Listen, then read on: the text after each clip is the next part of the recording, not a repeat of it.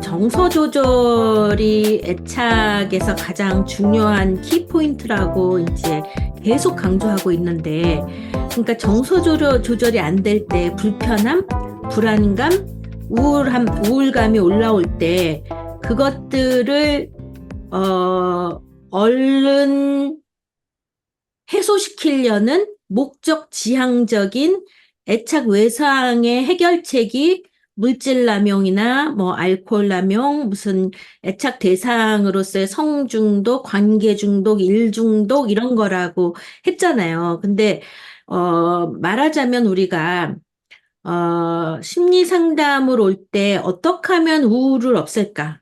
어떻게 하면 불안을 없앨까? 어떻게 하면 불편함을 없앨까? 라고 없애야 할 것에 포커싱을 할수록 거기에 집중하게 되고 그것으로 인해서 불안해지고 우울해지잖아요. 그래서 우리가 없애려고 하는 게 아니라 그것을 있는 그대로 수용하는 거, 알아차림. 아, 내가 지금 불편하구나. 그리고 불편할 수 있구나. 우리는 불편하면 안 되는구나. 라는 생각에서 강박적으로 없애려고 노력을 하다 보니까 술을 먹는다든가 담배를 핀다든가 그 외 여러 가지 애착 대상이라고 생각하는 걸로 대체를 하잖아요. 그런데 결국은 그거를 해소하려고 대체를 했는데 대체한 바로 그 순간부터 수치심과 죄책감이 생기면서 우울과 불안이 더 강화되는 거죠. 그래서 우리가 상담도 마찬가지고 내가 이런 거가 변화되어야 된다라고 이런 거에 포커싱 하는 순간 그것이 더 강화되는데 그렇게 하는 게 아니라 그것을 있는 그대로 알아차리고 수용하는 것. 그러니까 불편함이 있어서는 안 돼가 아니라 불편하구나. 우울하면 안 돼가 아니라 우울하구나. 불안하면 안 돼가 아니라 불안하구나. 우리가 피곤하면 안 돼 하는데 피곤하구나. 예를 들면 우리가 너무 지치고 피곤하면 집에 와서 막 안 먹어도 되는 거 막 먹잖아요. 그러고 나서는 되게 후회하죠, 또. 후회하면서 자기감이 떨어지잖아. 아유, 또 자기가 그거를 컨트롤을 못했다. 이런 식으로. 그건 이제 중독 수준은 아니지만 여기서 우리가 중독이나 애착이나 이런 것들을 얘기할 때 연속성의 개념으로 얘기하잖아요. 병리다, 아니다라는 것보다 연속성의 개념으로 얘기하는 거는 말하자면 지금 제가 얘기하는 거, 예를 들면, 아, 오늘 상담을 너무 많이 하고 와서 진이 빠졌어. 그럼 나는 맥주 한 잔 먹고 좀 쉬어야 돼. 아, 오늘 뭐 너무 일이 많았어. 그러면 나는 뭐 이런 와인 한 잔 먹고 이렇게 저렇게 저렇게 좀 쉬어야 돼.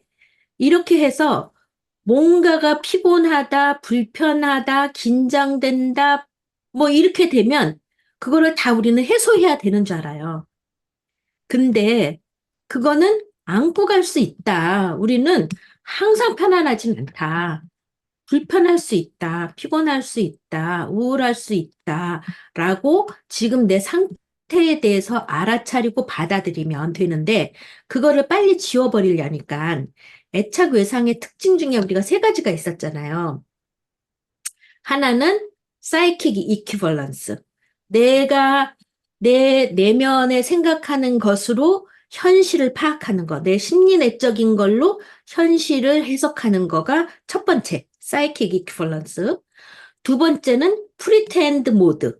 마치 나는 괜찮은 것처럼, 나는 아무렇지 않은 것처럼, 난 되게 명랑한 것처럼, 난 되게 긍정적인 것처럼, 뭔가 다 해결된 것처럼, 이렇게 뭐뭐처럼, 프리텐드, 가장하는 거. 그리고 세 번째가 목적 지향적인 거. 얼른 해소시켜야 돼. 약을 먹건, 커피를 마시건, 밥을 먹건, 술을 먹건, 담배를 피우건, 빨리 해소시켜야 돼. 목적 지향적. 행동으로 빨리 지워버려야 돼. 이 세 가지잖아요. 근데 이 세 가지가 다 내가 알아차리고 있으면서 이럴 수도 있어. 지금 내가 이러고 있어.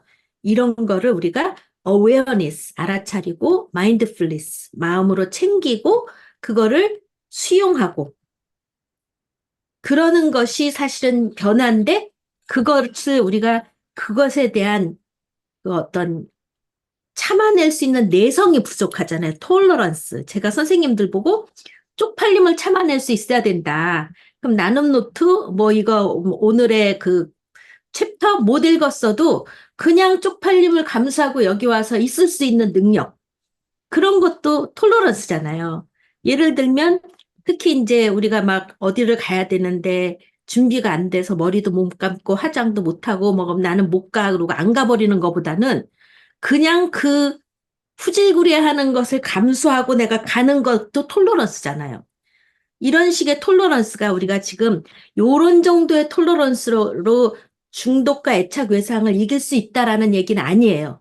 그래서 이거는 연속성상의 개념으로 우리도 다 요런 식의 나의 취약한 부분을 갖고 미루어 짐작컨대 중독이나 물질 남용은 이거보다 훨씬 견뎌내기가 어렵지만 연속성상으로 보자. 우리도 그러니까 차원적인 개념이죠.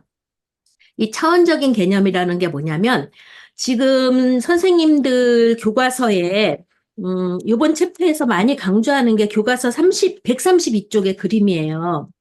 132쪽의 그림을 보면은 우리가 진단이라는 거를 너무 세밀하게 경계를 세워서 중독, 해리, 불안, 우울, 뭐 성격장애, 신체질병, 섭식장애 뭐 이런 식으로 다 진단 증거 베이스로 증상을 나열해 가면서 진단을 구별하는데 그렇게 진단을 구별하는 것보다는 얘네들이 전부 다 복합적인 외상 관련 장애로 볼 수 있지 않냐.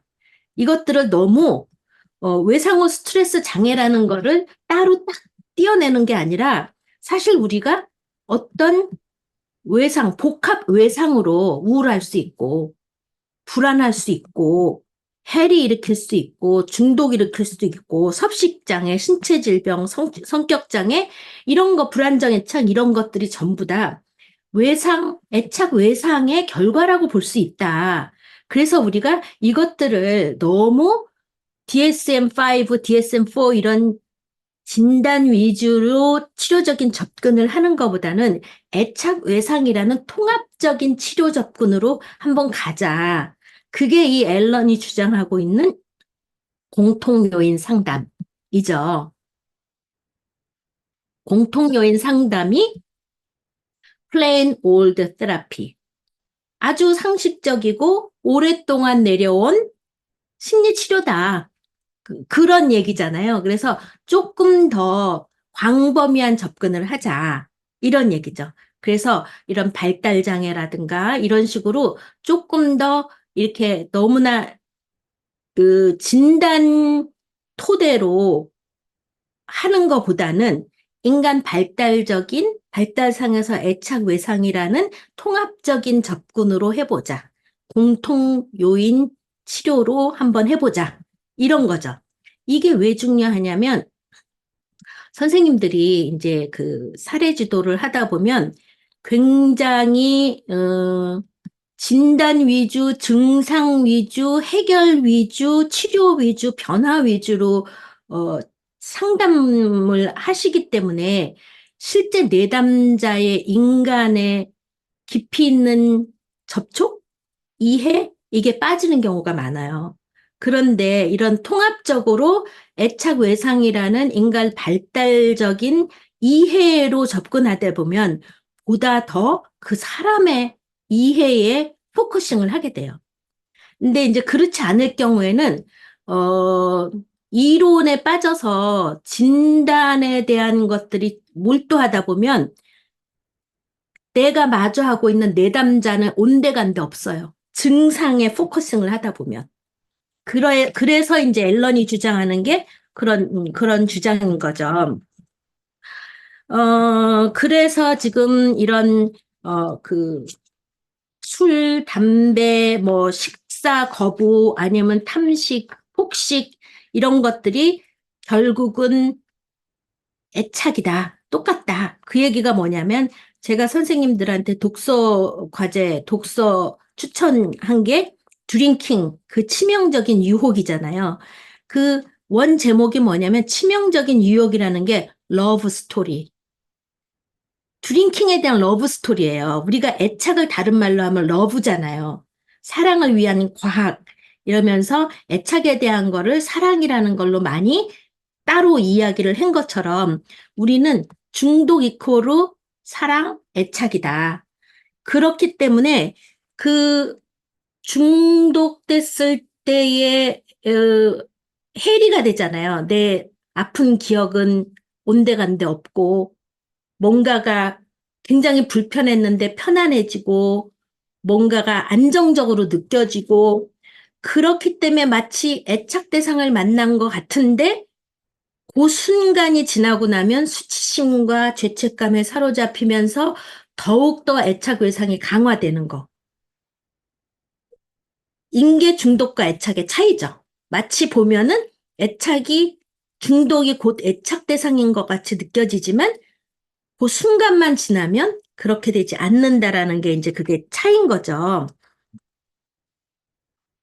네.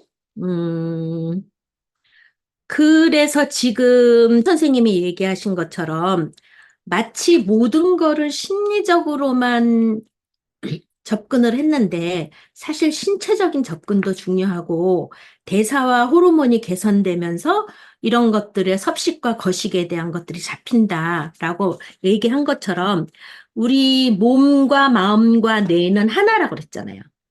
몸과 마음과 뇌는 하나이기 때문에 몸에 대한 신호들, 여기 이제 오늘 챕터에도 신체의 일 헬스, 건강하지 않음으로 나타나는 많은 신체적인 질병들이 우리 정서적인 조절이 안 될 때 신체적인 많은 증상들이 나타난다라는 게 이번 챕터에서 잘 설명되고 있잖아요. 그런 것처럼 신체적인 불편함들이 사실은 여기서 이제 앨런이 그 물어보는 게 네 이런 신체적인 고통이 너한테 뭐라고 얘기하는 것 같아? 뭐라고 SOS, 뭐라고 얘기하는 것 같아? 그랬더니 날 좀 돌봐주세요. 이러는 말 같아요. 라고 얘기를 하잖아요. 그런 것처럼 신체에 대한 돌봄이 굉장히 중요해요. 만약에 여기서 안정애착이다, 굉장히 건강한 상호 교류를 하고 있다, 뭐 조절을 다 잘하고 있다. 그런 사람이 하루 세끼 제대로 못 먹고 일주일을 지난다고 쳐봐요. 그러면 좀 전에 얘기했던 그런 형용사, 안정애착, 상호교류, 정서적인 조절 가능할까요? 가능하지 않을까요? 가능하지 않거든요. 그래서 제 아무리 건강한 사람도 하루 세끼 제대로 못 먹고 며칠 밤을 못 잔다. 그러면 우리가 얘기하는 애착 외상과 똑같은 증상을 나타낼 거란 말이에요. 지금 다른 사람들도 이런 우리가 애착 외상이라는 거, 그러니까 사실 자기가 조절이 안 된다라는 거는 내가 컨트롤, out of my control. 내가 컨트롤할 수 없다. 내가 컨트롤할 수 없다라는 거잖아요. 그 컨트롤 이슈의 가장 큰 것들이 폭식증, 거식증이에요. 역동적으로 이제 폭식증, 거식증이 통제에 대한 이슈가 있거든요. 나를 죽이거나 나를 살리거나 유일하게 내가 조절할 수 있는 거는 먹거나 안 먹거나요. 그 섭식장애를 치료해주는 코칭에 대해서 조금 더 나눠주시면 다른 선생님들한테도 도움이 될 것 같아요. 제가 섭식장애 커뮤니티에, 이제 온라인 커뮤니티에서, 어, 섭식장애를 가진 분들이랑 얘기를 많이 했어요. 그래서 상당히 공통점도 많고, 비슷한 다이어트를, 많이들 했고, 근데 이제 제가 그러니까 양을 제가 이제 많이 줄였더니 폭식을 하게 된다는 글을 한번 올렸는데, 이제 그 코칭 선생님이 보시고 댓글을 달아주셨는데, 섭식장애 치료할 수 있다고 한번 관심 있으면 자기 뭐지? 홈페이지에 와서 칼럼을 읽어보고 관심 있으면 이제 연락을 하라고 하셔서 들어가서 읽어보고 한번 코칭 받아보고 싶다고 연락을 드려가지고 한 5일 동안 코칭을 받고 근데 그분이 쓰신 칼럼은 계속 이제 읽을 수 있는 형태예요. 근데 어 뭐랄까 굉장히 과학적으로 이거를 접근을 하시면서 그러니까 다이어트를 많이 한 사람들은 일단 그 혈당 조절 장애, 인슐린 저항성 이런 게 다들 있고 그래서 어 폭식을 한번 하기 시작하면 또 거기에 약간 중독이 되거든요. 그 도파민 분비되면서 그런 것도 이제 좀 과학적으로 알려주시기도 하고 그래서 그거를 일단 혈당이랑 인슐린을 안정시키는 방법, 그런 거를 체계적으로 좀 알려주시고, 근데 좀 신기했던 거는 심리적으로도 말씀을 해주세요. 그래서, 뭐가 진짜로 먹고 싶은지 그거를 알아야 한다. 다이어트를 위해서 아니면 체중 조절하기 위해서 먹는 게 아니라 진짜 먹고 싶은 게 진짜 몸이 필요한 걸 수도 있다. 뭐 치킨이 먹고 싶으면 치킨을 먹어라. 그러면서 이제 치킨을 원 없이 먹게 하는 좀 그런 방식으로 그래서 초반에는 저도 계속 살이 쪘거든요. 그거 양 제한을 이제 풀었으니까 이게 그동안 눌려있던 식욕이 이렇게 터지면서 한 번 먹을 때 진짜 끝없이 먹는 것 같고 그래서 이게 정상적인 거냐 내가 이렇게 많이 먹어도 되냐 여쭤보니까 다들 그렇게 처음에는 좀 눌려있던 게 나오다가 정상적인 호르몬 상태가 되면 그런 이상 식욕 그런 것도 없어진다고 하시는데 실제로 조금씩 조금씩 식욕이 정상화되는 걸 느끼고 또 먹고 싶은 음식이 처음에는 잘 안 떠올라요. 내가 뭘 좋아하는지 음, 근데 그거를 자꾸 이제 해보게 하는 거죠. 그 선생님은, 너가 진짜로, 지금 그 시간도 막 밤에 먹고 싶어도 그때 그냥 먹으라고 하세요. 보통 밤에 잘 안 먹으려고 하는데 그때 너가 필요한 게 있을 수도 있다. 그래서 밤에 먹고 싶은 음식 먹게 하는데 그런 거가 말로는 쉽게 들리지만 다들 처음에는 잘 시도를 못하고 근데 이제 하나씩 따르다 보니까 진짜로 양 제한, 그리고 음식 종류 제한, 그리고 먹는 시간 제한 이런 게 하나씩 좀 없어지면서 되게 자유로워지는 거를 경험을 하고 또, 좀 스스로에게도 물어보게 되는 것 같아요. 너 뭐 먹고 싶어? 지금. 어, 맨날 남편이나 아이에게 맞추다 보니까 제가 한 10년 동안 매운 거를 막 안 먹었더라고요. 근데 이걸 하면서 제가 되게 매운 음식을 좋아하는구나 이것도 알게 되고 그 음, 나의 식욕인데 되게 낯설고 새롭고 그래서 매운 것도 한참 되게 많이 먹었던 것 같고 어, 아무튼 그렇게 좀 과학적인 방법이랑 심리적인 방법 이렇게 두 가지를 말씀을 해주시면서 실천해 보라고 하시고, 근데 진짜 강박이 심한 분들은 이거를 하기를 정말 두려워하세요. 그러니까 음, 1kg라도 오르면 너무 괴롭기 때문에 양 제한이나 이런 걸 풀 수가 없는 거죠. 스스로 정해놓은 양을 음, 더 늘리지를 못하고 어, 그래서 되게 많이 무월경 되게 많고, 어, 네. 근데 그 프로그램 하면서 많이 또 치유되는 것 같아요. 생리도 돌아오고, 음. 네. 건강도 돌아오고, 음, 네. 거식 중에 증상 중에 하나가 이제 무월경이 많이 나타나죠. 여러 가지 호르몬 관계 때문에.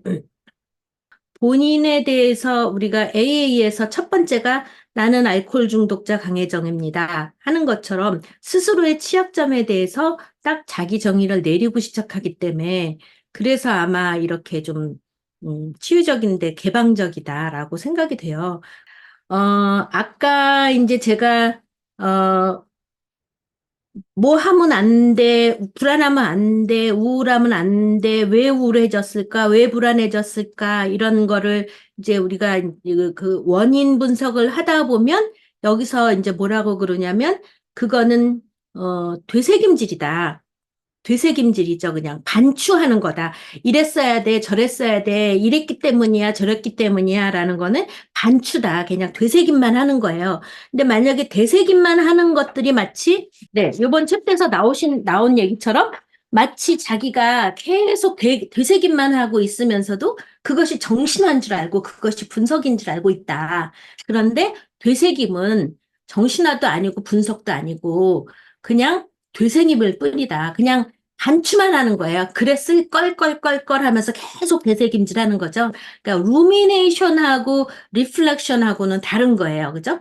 우리는 루미네이션 그럴 걸 저럴 걸 저랬어야 돼 저랬기 때문이야만 하면서 아 나는 나를 이해했다 생각하는 게 정신화가 아니다 라는 이야기. 그래서 여기서 뭐라 그랬냐면 과거 외상을 처치하려고 우리가 이런 공부를 하는 게 아니다. 과거 외상을 처치하려고 그러는 게 아니라 미래 외상을 예방하기 위해다. 그러니까 나는 과거를 돌아보면서 되새김만 하는 게 아니라 반추, 계속 루미네이션, 그랬을 걸 하는 게 아니라 미래, 앞으로 지금부터 내가 어떻게 잘 살려고 라는 것이 우리가 공부하는 포인트라는 거, 그게 중요할 것 같아요. 응. 여러 가지, 복합 애착 외상의 결과들을 놓고 보면서 아까 지금 132쪽의 그림에서 말한 것처럼 수많은 성격 장애들에서 특히 경계성 성격 장애에 대한 얘기가 이제 자세히 설명이 돼 있죠. 이분이 이제 말하자면 이런 거죠. 자기감에 대한 일관성이 없죠. 어떤 때는 깨꼬리 같은 목소리로 막 이렇게 얘기하다가 조금만 본인에 대한 어떤 거절감을 느끼면 완전히 냉랭한 괴물로 변했다가 경계성의 특징이 자기감에 대한 일관성이 없고 대상에 대한 일관성이 없고 정서가 충동적이고 유기에 대한 불안, 조금이라도 자기에 대한 거절의 뉘앙스만 비춰도 이제 막 펄쩍펄쩍 뛰는 거죠. 정신 못 차리게. 그러니까 지금 선생님이 묘사하고 있는 이 대상이 여기 교과서에서 나오고 있는 어, 애착 외상의 여러 증후군 중에 수많은 인격 장애 중에서도 이제 심각한 경계성 인격 장애에 대한 설명이 지금 요 모습대로죠. 자기감에 대한 비일관성, 대상에 대한 비일관성, 그리고 정서적인 충동성, 그리고 유기에 대한 불안, 버려짐에 대한 불안. 이게 가장 큰 특징인데 지금 그 특징을 다 보이고 있는 거잖아요. 그런데 이제 여기서 어, 오늘 챕터 중에서 의존 그러니까 이제 의존적인 그러니까 우리가 크게 애착 외상이 크게 두 가지 산맥으로 나타나는데 하나는 자기 정의에 대한 걸로 나타나고 self definition 또 하나는 관계성 relationship으로 나타나는데 관계성 쪽으로 나타나는 사람은 굉장히 의존에 집착을 하고 대상이 없어지면 불안해하고 대상 찾아 산만리를 하는 특성으로 나타나고 자기 정의의 어, 특징으로 나타나는 사람은 성취가 실패가 된다든가 자기가 하고 있는 일이 잘못된다거나 이러면은 굉장히 힘들어하는 거고 그러니까 의존적인 쪽은 굉장히 양가적인 불안정 애착, 양가적인 애착으로 과도하게 집착을 하고 사람 찾아서 들러붙는 사람을 찾는 게 이제 특징이고 이쪽은 자기 성취가 잘 안 되거나 그러면 자기 안에 몰두하면서 회피하면서 일에 대한 가치를 중요시하는 거잖아요. 그런데 어떻게 보면 이게 두 개가 다 뿌리는 같은 거예요. 뿌리는 애착외상이라는 뿌리잖아요. 애착외상이라는 건 뭐예요? 신체 정서적으로 누군가가 안정적으로 의지할 대상이 있어야 되는데 신체 정서적으로 안정적으로 의지할 대상이 없었을 때 뿌리는 의존의 대상, 애착의 대상의 부재인데, 같은 의존의 부재인데, 애착의 부재인데, 하나는 들러붙는 걸로 나타나고, 하나는 회피적인 걸로 나타난다고요? 그럼 이건 굉장히 뿌리는 같은데, 우리는 우울증에도, 우울증의 9가지 증상 중에서도 뿌리는 우울한데 다르잖아요. 과다 수면을 하거나 못 자거나, 폭식을 하거나 못 먹거나, 체중이 불거나 마르거나 뭐 이런 식으로 뿌리가 똑같아도 전혀 다르게 나타나거든요. 그래서 마치 회피적인 걸로 보면은 굉장히 자기 정체성에 대한 것들이 있고 자율적이고 스스로가 해내고 누구한테 의존하지 않고 독립적인 걸로 보이는데 사실은 그 밑에 애착 대상에 대한 의존이 충족되지 않았기 때문에 스스로가 다 내가 혼자 할 수밖에 없었잖아요. 내가 혼자 할 수밖에 없었기 때문에 누구한테 도움을 청해보는 경험이 없어요. 그래서 회피적인 사람들은 누구한테 도움을 청하지 않아. 내가 도와주기는 해. 왜냐하면 자율적으로 독립적으로 뭔가를 해내는 사람이니까 자기의 가치감 이런 거 갖고 누구를 도와주려고는 하는데 도움을 청하지 못해요. 근데 같은 애착불인데 의존적인 사람은 들러붙고 집착하고 막 사람 찾아 헤매고 양가적으로 그렇게 하는 거잖아요. 근데 둘 다 하나는 막 집착 의존으로 보이고 하나는 독립적으로 보이지만 이 독립적인 것도 유사 독립성이라는 거죠. 애착 대상의 부재에 대한 똑같은 원인, 똑같은 뿌리를 갖고 가지가 달라진 거야. 하나는 들러붙는 애착, 하나는 회피하는 애착. 그런데 밑에는 애착의 부재, 의존의 부재. 그래서 이런 사람들은 어떻게 보면 의존을 할 수 있는 아니면 도움을 청할 수 있는 것이 어떻게 보면 자존심이죠. 자존심이 있는 사람은 필요할 때 도움을 청해요. 제가 이제 가끔 그런 예를 들죠. 만약에 오바마가 뭐가 필요하다. 그럼 도움을 청하겠어요? 안 청하겠어요? 도움을 청하잖아요. 그런데 뭔가가 스스로에 대한 수치감과 죄책감과 이런 거에 막 몰두해 있는 사람은 도움을 청할 수 있을까요? 없을까요? 도움을 못 청해요. 그러니까, 어떻게 보면 자존감, 여기서 이제 우리가,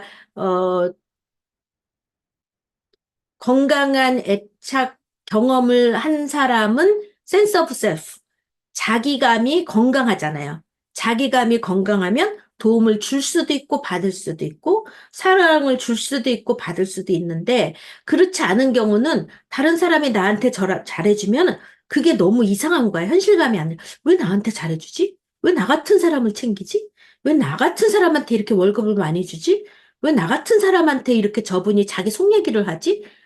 왜 그러지? 이러면서 도무지 자기가 자기에 대한 감이 낮기 때문에 외부에서 그 사람을 보는 눈과 스스로 자기 센스 오브 셀프가 너무 달라서 도움을 받지도 못하고 예를 들면 결혼식에 누가 축의금을 많이 했어. 어떻게 나 같은 사람한테 축의금을 이렇게 많이 하지?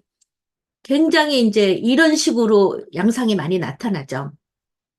그래서 겉으로 보는 것과 내면의 뿌리는 겉으로 보이는 게 달라도 그 뿌리는 같을 수 있다라는 거. 그 신체적인 접근이 필요하다. 우리는 네, 139쪽? 네, 맞아요. 그러면 누가 한번 읽어보세요. 그 두 번째 문단. 브라운은 우울과 불안을 구별하면서 스트레스 사건들과 관계된 두 가지 의미를 구분한다. 즉, 사람, 역할, 소중한 생각 등을 상실하는 것은 우울과 관계가 있고, 장래에 어떤 것을 상실할 가능성으로 정의되는 위험은 불안과 관계가 있다. 블렛의 관계 맺기와 자기 정의라는 두 양극 또한 불안에 적용된다. 위험은 기대된 상실뿐 아니라 자존감이 타격받을 것 같은 기대, 잠재적인 굴욕 또한 포함한다. 그래서 양가 애착과 해피 애착은 각자에게 적절한 위험의 종류에 민감하다. 전자는 사랑의 상실에 민감하고 후자는 자존감의 상실에 민감하다. 아동기 학대를 포함하여 많은 스트레스 사건들은 상실과 위험을 내포한다. 이에 상응되게 브라운은 우울과 불안이 흔히 공병하는 것은 그들의 원인들이 아동기 학대뿐 아니라 상실과 위험 모두를 포함하는 성인기 스트레스 사건들에서 기인하기 때문이라고 지적하였다. 예, 여기서 이제 양가 애착은, 어, 누군가의 사랑, 관계의 상실에 민감한 거고, 회피 애착은 자기 자존감, 성공, 실패, 성취, 이런 거에 민감하다. 이제 이런 거고, 우울과 불안을 설명하면서 구별해 주는데, 사실은 우리가 우울과 불안이라는 게 이제 정신병리의 큰 두 산맥이잖아요. 그 두 산맥이지만 치료적인 약은 거의 비슷하다. 우울이 불안을 낳고 불안이 우울을 낳는다. 그렇지만 굳이 여기서 이분이 이제 구별을 한 거는 무언가를 상실했을 때 느끼는 게 우울이고, 그래서 상실한 것 때문에 앞으로에 대한 위험을 느끼는 거는 불안이다. 이렇게 설명을 이제 정의를 좀 내리고 있죠. 예. 여기서 이야기하는 것 중에서 이렇게 끊임없이 반출을 하고 있는 사람의 이야기를 들으면서 굉장히 무력감을 느낀다. 내가 해줄 수 있는 게 없다. 끊임없는 반축. 끊임없는 과거에 대한 이야기, 거기서 변함없이 지금 5년? 몇 년을 하고 있다고 그랬죠? 5년째, 어느덧 5년째 지금 그 이야기를 듣고 있는데, 그래서 여기서 이제 톨러런스와 인듀어런스가 필요한데, 그것들을 하면서도 나는 무력감에서 어떻게 헤어나지를 못한다. 라고 하는데, 과연 5년 동안 똑같을까? 내가, 내가 5년을 들어줬는데 전혀 변함이 없었을까? 어때요, 선생님? 어떤 변화가 전혀 없었을까요? 아, 제가 정말 많은 걸 쓸 수가 없는 내용이어서 참, 포괄적, 큰 것만 썼는데, 교수님 말씀에 정말 제가 기쁘게 말씀드릴 수 있는 건 그렇지 않았어요. 2년 전에 그녀가 말씀 묵상을 하다가 베드로서에서 마지막 때가 되면 너희가 술에 취하여서 그 염려로 해서 술에 취해서 주님이 오시는 그날을 분별하지 못할 거다 하는 말씀이 한쪽은 성경을 두고 한쪽은 와인잔을 들고 있으면서 그냥 갑자기 기적처럼 내가 이 술을 먹으면 주님을 못 보겠구나. 갖고 일어나서 싱크대에다가 포도주를 붓고 거의 그녀에게서 30년이 된 그 술을 끊었어요.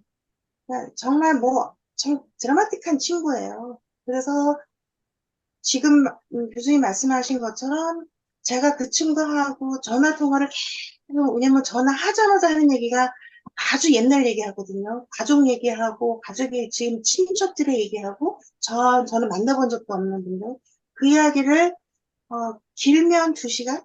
아이고, 네, 일주일에 한 3번, 그렇게 2시간, 1시간, 1시간에서 2시간을 듣는데, 내용이 다 그거고, 또 유튜브를 통해서 브라질에서 일어나는 영적 치유, 사건을 아주 기가 막히게 하는 젊은 친구가 있더라고요.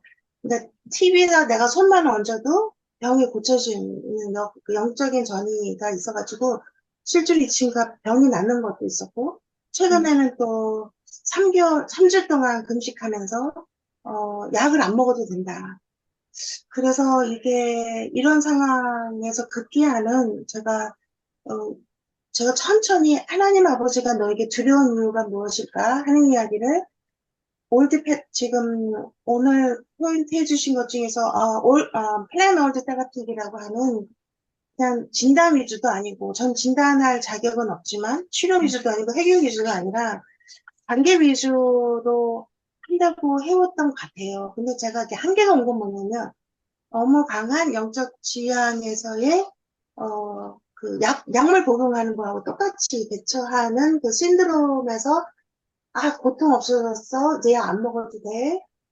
그러다가 일주일 후에는 언니 난 너무 무서워요. 그렇게 전화가 오면 이제 그 딜레마에서 제가 같이 스윙을 타게 되죠. 왜냐면 이 친구가 이 전화 내가 거절하게 되면 혹시 자살하게 되면 어떡하나 하는 두려움이 제게는 있어요. 그런데 저를 읽어요, 그 친구가. 그래서 막, 음, 언니 저 자살 안 해요. 걱정하지 마세요. 근데 이게 이 음, 친구가 저를 막 조종하는 것도 아니에요.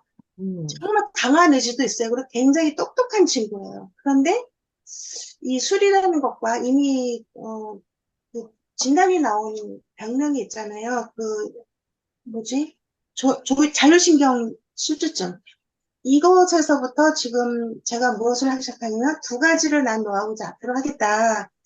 하나는 너가 이렇게 이상한 하나님 얘기하면 내가 전화 끊는다. 두 번째는 혀가 꼬인 상태에서, 왜냐면 약물을 과다하게 해야 이 친구가 편해요. 그래서 약물을 과다하게 해서 꼬인 혀로도 난 전화를 끊겠다. 근데 그거를 이 친구가 지금 연습을 하고 있어요. 그렇지만 네네. 사이클은 계속 돌고 있는 거죠. 네네네. 그래서 이제 예를 들면 지금 내가 무력감에 무너지면은 이분은 지탱할 게 없어요. 그죠? 지금 유일하게 잡고 있는 게 선생님인데 내가 이제 아까 전화를 안 받으면 혹시 자살할지도 몰라. 그러면 기가 막히게 알아챈다라고 그러잖아요.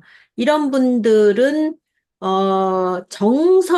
정서를 알아차리는 것보다 분위기 눈치채는 거는 기가 막히죠. 왜냐하면 학대 경험, 방임 경험 등등해서 내가 눈치 없으면 죽었잖아요. 눈치가 이제 안테나가 딱 예민하게 있어야 되기 때문에 눈치가 기가 막힌 거고 이제 그래서 살아남은 거죠. 어떻게 보면 정서적인 거는 억압이 됐을지언정 그런데 어차피 우리가 어 아주 암도 일기, 이기, 삼기, 말기 있는 것처럼 근데 일기라고 다 살고 말기라고 다 죽는 건 아니잖아요. 그런데 어떻게 버텨내느냐가 되게 중요한데, 누군가가 무력감을 버텨주는 거, 그것도 엄청 중요하죠. 우리가 무력감에 나가 떨어질 수가 있거든요. 근데 무력감을 버텨주는 누군가 있다. 예를 들면, 어, 도무지 나랑 상담을 해도 뭐가 차도가 없어. 너무 내가 무력감을 느껴. 그러면 그런 사람을 다른 데 의뢰하고 싶잖아요. 나는 잘 안 되니까 너 딴 데 가봐. 그런데 이분이 딴 데 가서 잘 되리라는 게 아니라 어차피 고질적이고 이 무력감을 넘어가야 될 수밖에 없는 분들이 있어요. 그러면 내가 무력감이 불편해서 딴 데 의뢰하는 거하고, 아니, 그러니까 내가 이분하고 뭔가가 임팩트, 뭐가 교착 상태, 전이역전이가 걸리거나 내가 치료적인 어, 능력을 발휘할 수 없는 두 사람의 상호작용이 있어서 다른 사람한테 의뢰하는 경우가 아니라면 그냥 이분이 나아지는 게 거의 없고 그래서 내가 치료자로서 무력감을 느낀다면 그건 그 무력감을 내가 감당하면 이분은 살아나요. 누군가가 무력감을 견뎌준다라는 것이 치료적일 때가 있어요. 근데 이제 그렇게 무력감 속에서 치료자가 나가 떨어질 만큼 힘들다는 거는 한 해, 두 해에서 될 일이 아니죠. 지금 선생님이 5년 동안 그렇게 하셨다라는 것처럼 이분은 선생님이 견뎌주는 무력감 속에서 자기가 내 무력감이 누군가에 의해서 견뎌지는구나. 그러면 그것이 견뎌질 수 있다라는 희망의 씨앗이 되는 거예요. 근데 누군가가 나가 떨어진다. 그러면 나는 절망적이야. 이렇게 되는 거잖아요. 그래서 우리가 치료자가 굉장히 유능한 치료적인 역할을 하는 것뿐만이 아니라 진짜 무력해서 아무것도 할 수 없을 때도 견뎌준다는 것. 그거 자체가 상대방한테는 희망인 거죠. 누군가가 이런 무력을 견뎌주는구나. 이건 견딜 수 있는 거구나. 응. 그러니까 우리가 어떤 무엇을 해서 누군가를 치료하는 게 아니라 어떻게 그 사람하고 관계 맺느냐가 치료잖아요. 그래서 그렇게 무력한데도 내가 그 무력이라는 어마무시한 공격에서 내가 살아남아죠. 그러면 그분은 나를 사용할 수가 있어요. 나를 의지할 수가 있어요. 무력을 견뎌주는 누군가가 있다는 것 자체가 그 사람은 삶의 희망인 거예요. 그런데 이제 그건 선생님 아니면 못하지. 어떻게 일주일에 몇 번씩 하루에 2시간을 들어줘요. 그것도 똑같은 반축. 알지도 못하는 과거 얘기들. 술 먹어서 꼬여서 그 옛날 이야기들. 근데 선생님이 딱 잘하신 게 뭐냐면 먹어서 꼬였을 땐 나랑 너랑은 통화 못해. 뭐 이런 거. 그런 어떤 한계를 정해주고 만나신다는 것 자체가 굉장히 치료적이신 거죠. 음. 선생님 격하게 공감하시는데 무슨 하실 얘기 있으면 좀 나눠주세요. 음, 그 지난주에 객관적인 역전이냐, 이 역전이냐. 근데 제가 제일 힘든 사람은 강렬하게 자기를 버려달라는 메시지를 저한테 보내는 사람. 음, 너무 버리고 싶어요. 막 둘합하고 싶고, 얘는 다시 안 만나고 싶고. 그런데, 아, 내가 상담자가 이러면 되나? 그래가지고, 그 사람한테 상처받지 말고 치료적인 차원에서 한 번만 들어주겠냐? 그랬더니 들어주겠대. 그래서 돌아가면서 어떤 느낌이냐? 그러는데 전부 다 버리고 싶다고 그러는 거예요. 음, 근데 이 내담자의 고통은 자기는 버림을 너무 많이 받았고, 음, 버려질 거에 대한 불안인데, 전부 다 사람들이 그 메시지를 한다는데, 그때 충격을 받은 거예요. 이 내담자가 그때 충격을 받고, 아, 내가 진짜 이게 내가 보내고 있다라는 거, 그러면서 이제 시작을 했는데, 저도 이거 수업 시작하기 전에 교수님한테 여쭤보고 싶었는데, 그 저를 엄마 취급하는 사람들 있잖아요. 저를 엄마 취급하고, 안아주세요. 그래서 안아주려고 그러면 막 화내고, 그래서 또 그냥 내가 이렇게 있으면 또 와서 매달리고, 근데 제 속에서 막 무슨 그 불안한 역동이 너무 많이 일어나는 거예요. 그래서 이거는 저 사람이 아니라 내가 주관적으로 뭔가가 있는 것 같아. 그리고 이번 주에 이 책을 읽는데 계속 눈물만 나고 그냥 이게 그 페이퍼를 쓰려고 하는데 페이퍼가 써지지 않는 거예요. 그래서 아, 이거 수업 진짜 괜히 했다. 아, 너무너무 교수님이 원망스러워. 왜 이렇게 이게 이렇게 지나간 일이 이렇게까지 아직도 내 가슴을 핥힐 일이야?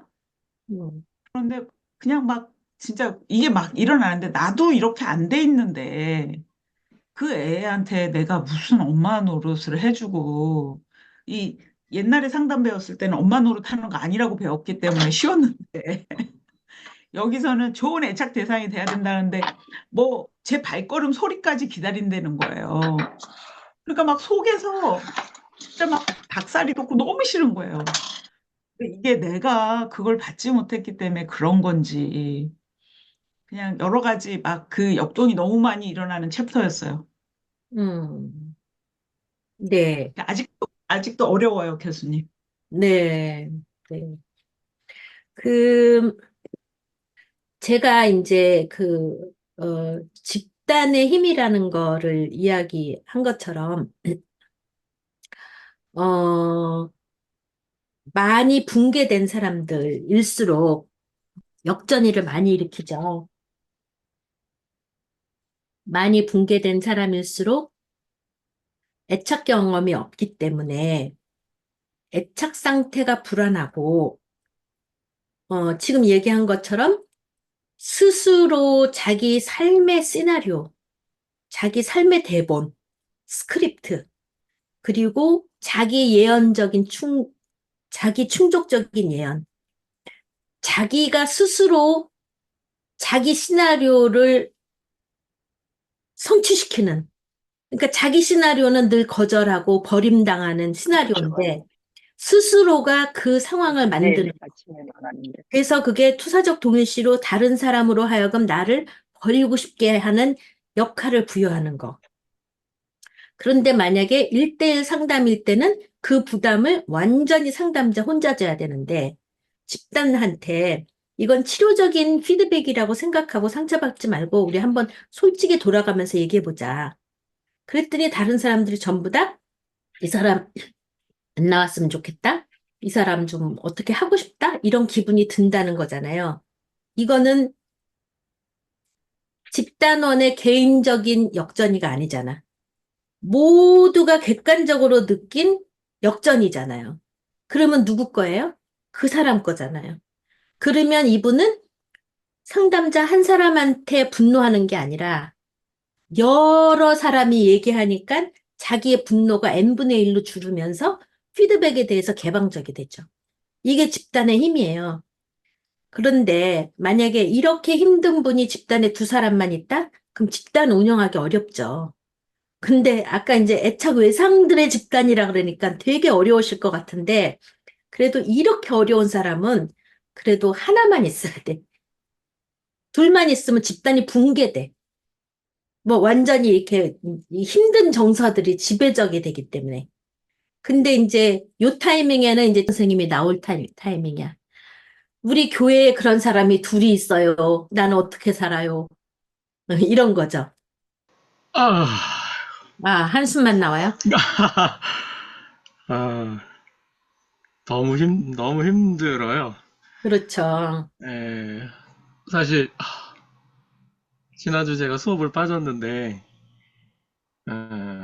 사실 이제 기도원에 갔다 왔는데, 기도원에 갔다 온 배경이 오늘 뭐 수업 내용하고 이제 비슷한 거죠. 결국은 음, 들의 어떤 채워지지 않는 어떤 그런 내면의 욕구들, 어떤 과거의 상처들, 아픔들을 어떤 교회라는 특수적 상황에서 특히 이제 목회자들을 상대로 치유받고자 하는 거죠. 작은 교회일수록 그런 상처받은 아픈 사람들이 모여 있다 보니 그러니까 목사하고의 갈등 또 성도들 간의 갈등이 이게 굉장히 힘들다. 이게 그래서 영적인 질서를 바로 잡아가야 되는데 쉬운 일은 아닌 것 같고 그래서 제가 이제 상담 공부하면서 이게 상담이라는 심리라는 걸 통해서 원인 분석 진단 이해를 하고 이게 제가 이제 찾아가는 거는 그걸 어떤 영성 신앙의 힘으로 말씀의 힘으로 치유해 가는 이제 제 숙제인 것 같아요. 네. 예전엔 몰랐을 때는 그냥 기도만 하면 되지 그랬는데 상담 공부하면서 원인 분석 이유를 아니까 증상을 아니까 뭐 심리적으로 치료하시면 되지만 안 되는 부분들은 이제 하나님께 맡기고 하나님의 역사를 바라고 이제 가게 되는 것 같더라고요. 이제 제가 찾은 거는 여기까지이고 각 문제들에 대한 부분을 영적인 신앙적인 측면을 어떻게 접근해 들어갈 거는 이제 숙제이고 논문 주제가 될 것 같습니다. 네. 네. 어, 이 무력감에서 진짜 더 이상은 나한테 들러붙지 마. 나한테 제발 좀 떠나가줘. 이제 그 이 무력감이라는 게 사실 찾아올 때는 그거를 내 걸로 받아들이면 진짜 무력해지죠. 근데 이 무력감이라는 게 저 사람이 나한테 이렇게 무력감을 일으킬 정도 저 사람은 정말 무력하구나. 어떻게 살아냈지? 이게 그 사람의 나한테 나라는 셀프를 완전히 무력화시키면서 자기의 무력감을 이해해 주세요. 나 이렇게 무력해요. 도와주세요. 라는 SOS란 말이에요. 투사적 동일시라는 게. 그러니까 목사님을 공격하려고 너 무력해. 목사가 그것도 못해? 이런 거라기보다는 자기의 무력함을 목사님 안에 풀리 옮겨 놓으면서 투사해서 동일시 해놓고 내가 이렇게 무력해요. 제발 좀 도와주세요라는 SOS죠. 그래서 무력하면서 살아남아야 돼요. 무력하면서 살아남아야 된다라는 게 아까도 제가 이제 이 무력하면서 살아남아서 5년을 견뎌주니까 무력함이 살아남아 지네. 5년이나 이렇게 달달달달달달 볶아도 나를 내치지 않네. 내가 살만한가 보다라는 자기에 대한 희망이 생기는 거예요. 누군가가 내 무력감을 견뎌줄 때. 근데 이제 지금 선생님이 말씀하신 것처럼 이 카리스마틱한 어떤 컨트롤이 필요하다. 그래서 이렇게 조금 취약한 분들이 어디 가냐면 이단으로 가죠. 나는 네 문제를 다 해결해 주는 거야. 내 말만 믿어. 이러면서 완전히 제압해 버리는 거. 그럴 때 거기서는 취약한 사람들이 구름대 같이 몰려오면서 뭔가 나를 지지해 주는 튼튼한 버팀목이 있는 줄 알고 거기 가서 붙는 거잖아요. 이게 밸런스예요. 역가가 딱 맞는 거죠. 자물쇠처럼 역가가 맞아요. 그래갖고 그 뭐 치유하는 목사, 무슨 목사 하면서 이것이 알고 싶다 나오는 거 보면은 마치 모든 걸 해결해 줄 듯이 해법을 다 주잖아요. 뭐 이렇게 할 때 이 사람들은 자기의 무력감이 이분한테 오면 해소되는 거야. 이 사람한테 내 맘은 없고 네 맘만 있어 그러면 나는 안 불안해. 이름은 여기서 구름대같이 이런 분들이 몰려오면서 몸도 마음도 돈도 다 바치고 거기서 뭐 이렇게 하는 거잖아요. 이런 것에 안 빠지는 게 중요하죠. 누군가가, 당신 때문에 내가 편안해졌다. 이제 불안하지 않다. 라는 거가, 아까 가스라이팅 얘기하셨는데, 종교가 그런 역할 많이 하잖아요. 카리스마틱하게 확 휘어잡으면서 내 말만 믿으면 불안하지 않아. 이렇게 되면 마치 편안해진 것 같잖아. 자기의 갈등을 다 여기다 옮겨 놓으면은. 그게 이단이죠. 네. 그래서 아까 이제 영적 쇼핑 얘기도 교수님, 했는데, 이제 제가, 신학교 같은, 네, 선생님, 네, 네. 제가 지금, 얘기를 들으면서 저한테 굉장히 큰 어떤 것이 해소되는 것 같아서 나누고 싶은데요.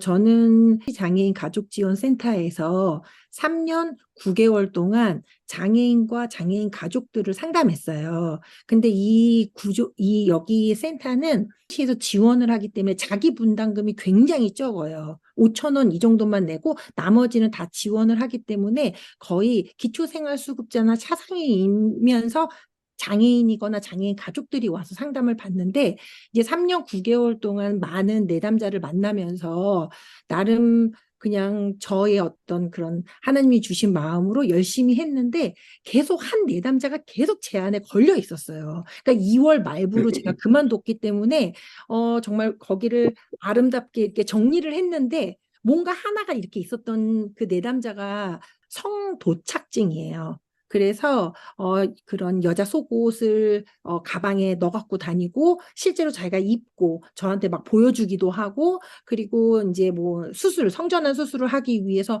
뭐 돈을 모은다. 근데 거의 3년 100회기를 상담을 했는데 그 내담자하고 할 때마다 제가 느껴지는 게 뭐냐면 그만 와라. 근데 딴 데 갈 수도 없어. 왜냐면 재정이 없으니까.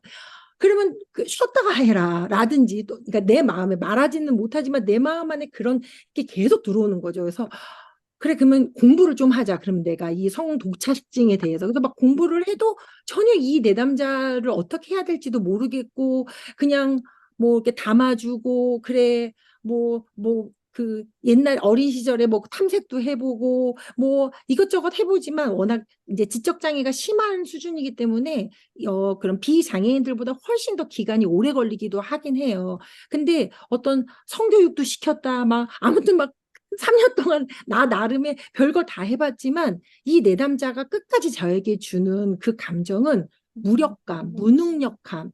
넌 안 돼. 넌 못해. 너 그만해. 너 못하는 거 너 인정해. 약간 이런 느낌의 어떤 메시지가 계속 있는데 저는 이게 저의 역전이라고 생각했지 그 사람이 나에게 준다는 생각을 못했던 거예요. 근데 지금 쭉 얘기를 들어보니까 정말 그 사람은 무력하고 무능하고 무기력하고 아무것도 없는 사람이거든요.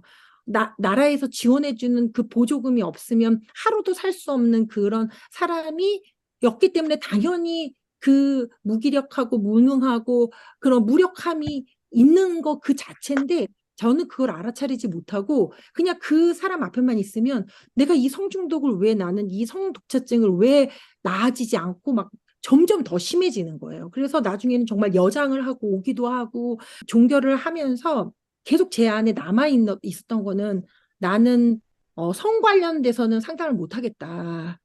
이 너무 힘들다. 차라리 자폐 친구들이 훨씬 내가, 더 정말 이렇게 사랑 주고 이런 거 할 수 있지만, 이 성중독은 난 아닌가 보다. 이런 어떤 제 안에 뭔가가 이렇게 남아져 있었던 게 있었는데, 오늘 이 쭉 사례와 이런 얘기를 뭐 교수님의 설명을 들으면서, 그게 내 거가 아니었다라는 인식이 되니까 너무 지금 자유해진 거예요.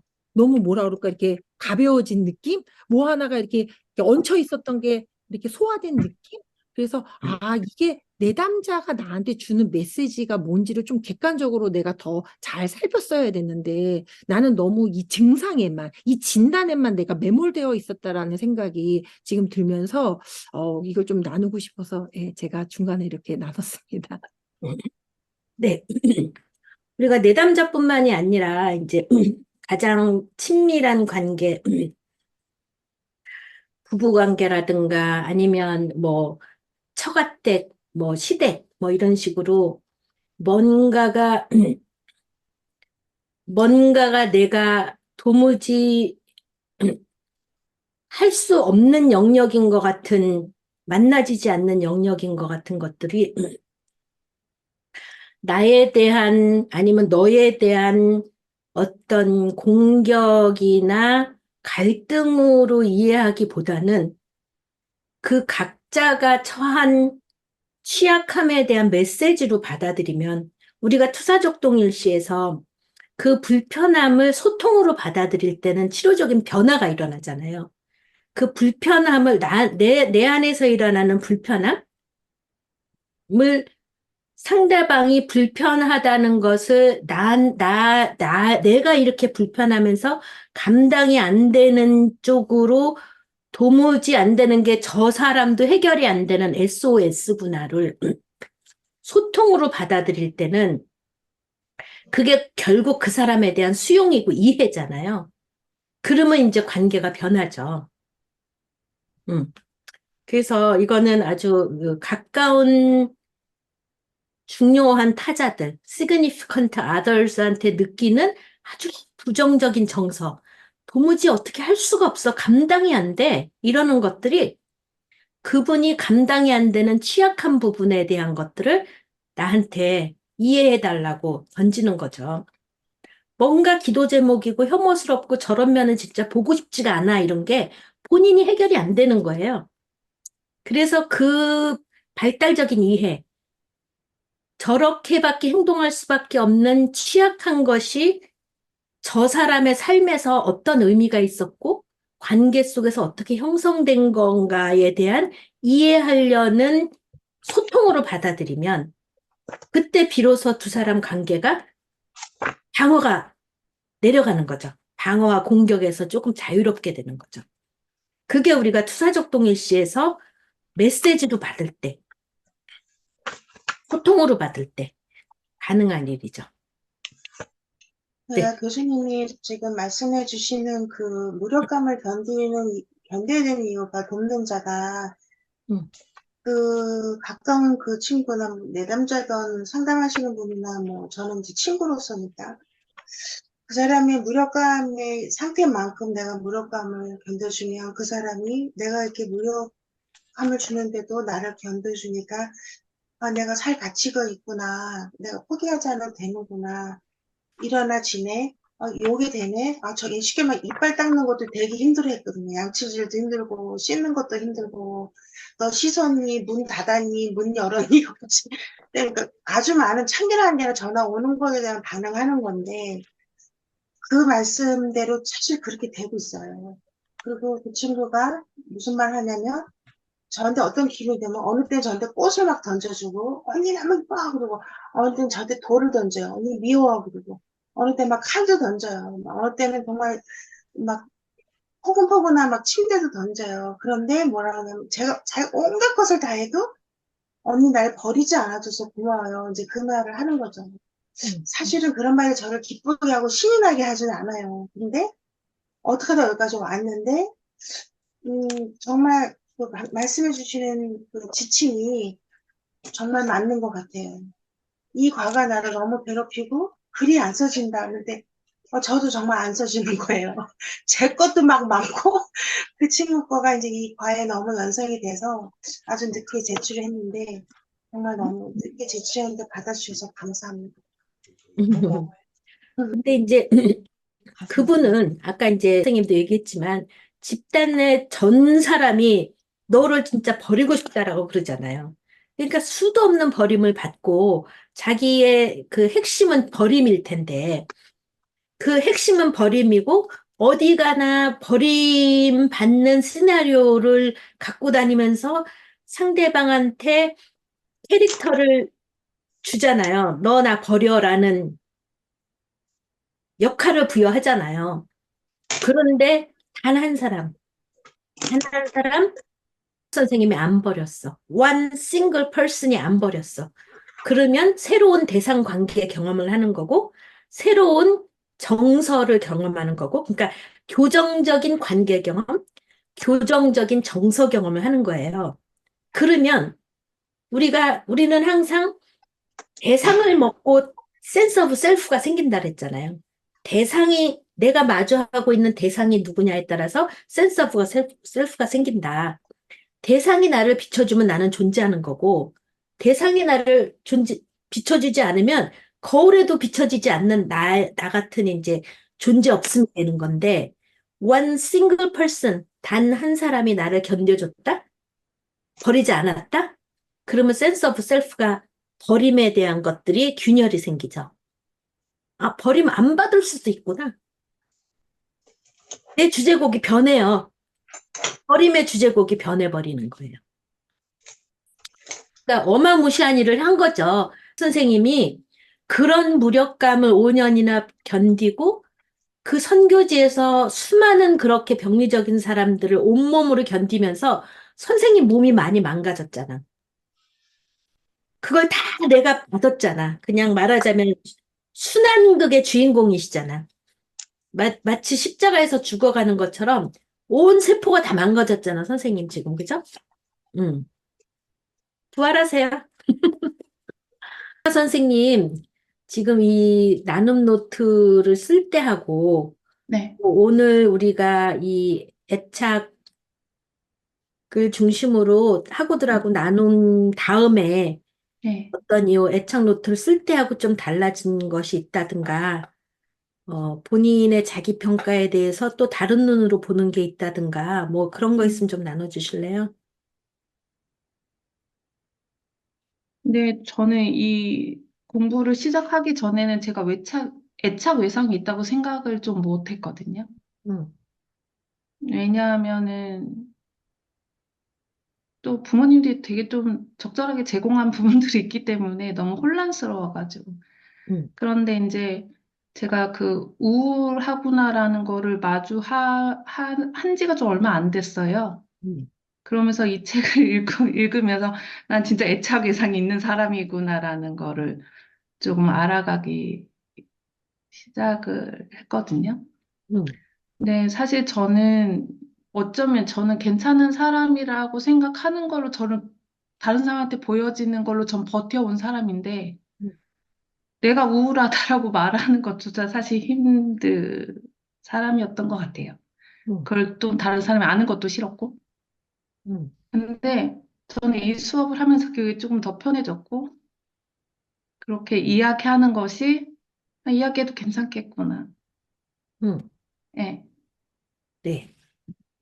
우리가 이제 오늘 어떤 내가 무력감을 느낄 때 나는 무력한 사람이야 라기보담도 이 무력감이 어디서 날라온 민들레 씨앗인지를 한번 이제 생각해 보잖아요. 그리고 나는 이렇게 살고 싶지 않은 사람이야 라고 할 때 나는 자기 비하감, 자기 비난, 어떤 그 완벽에서 모자라는 어떤 그런 자기감, 이런 것들이 사실 아까 우리가 전반부에서 나눈 무력감이 어디서 날라온 씨앗인 것처럼 이런 자기 비난과 자기 혐오와 이렇게 살고 싶지 않고 죽고 싶었던 것도 어디서 날라온 민들레 씨앗일 수가 있잖아요. 이건 내가 못난 게 아닐 수도 있잖아요. 예를 들면 우리가 이제 그렇게 찾아가다 보면 어디까지 갈지 몰라요. 아담과 하와까지 갈지도 몰라. 뭐 부모부터 뭐 이렇게 해갖고 계속 우리가 가계도 찾듯이 쭉 찾아가면 아담과 하와까지 찾아갈지도 몰라. 가인과 아벨까지 찾아갈지도 모르지만 여하튼 지금 엄마 아버지가 우리가 애착이 대물림을 한다 그랬잖아요. 그럼 지금 이제 선생님이 얘기하고 있는 애착 외상에 드러난 양상들이 과연 누구 건가? 누구 건가라기보다 일단 내 거지. 이제 일단 내 거지만 이것들이 결국은 어떤 대상의 그림자일까? 사실 엄마가 너무 살기가 힘들어서 나가셨다 들어오셨다 했잖아요.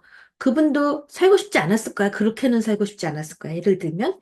그리고 그런 자기에 대한 어떤 실패감, 자기에 대한 수치감, 죄책감, 그리고 우울감, 이런 것들이 다 있었을 거예요. 그죠?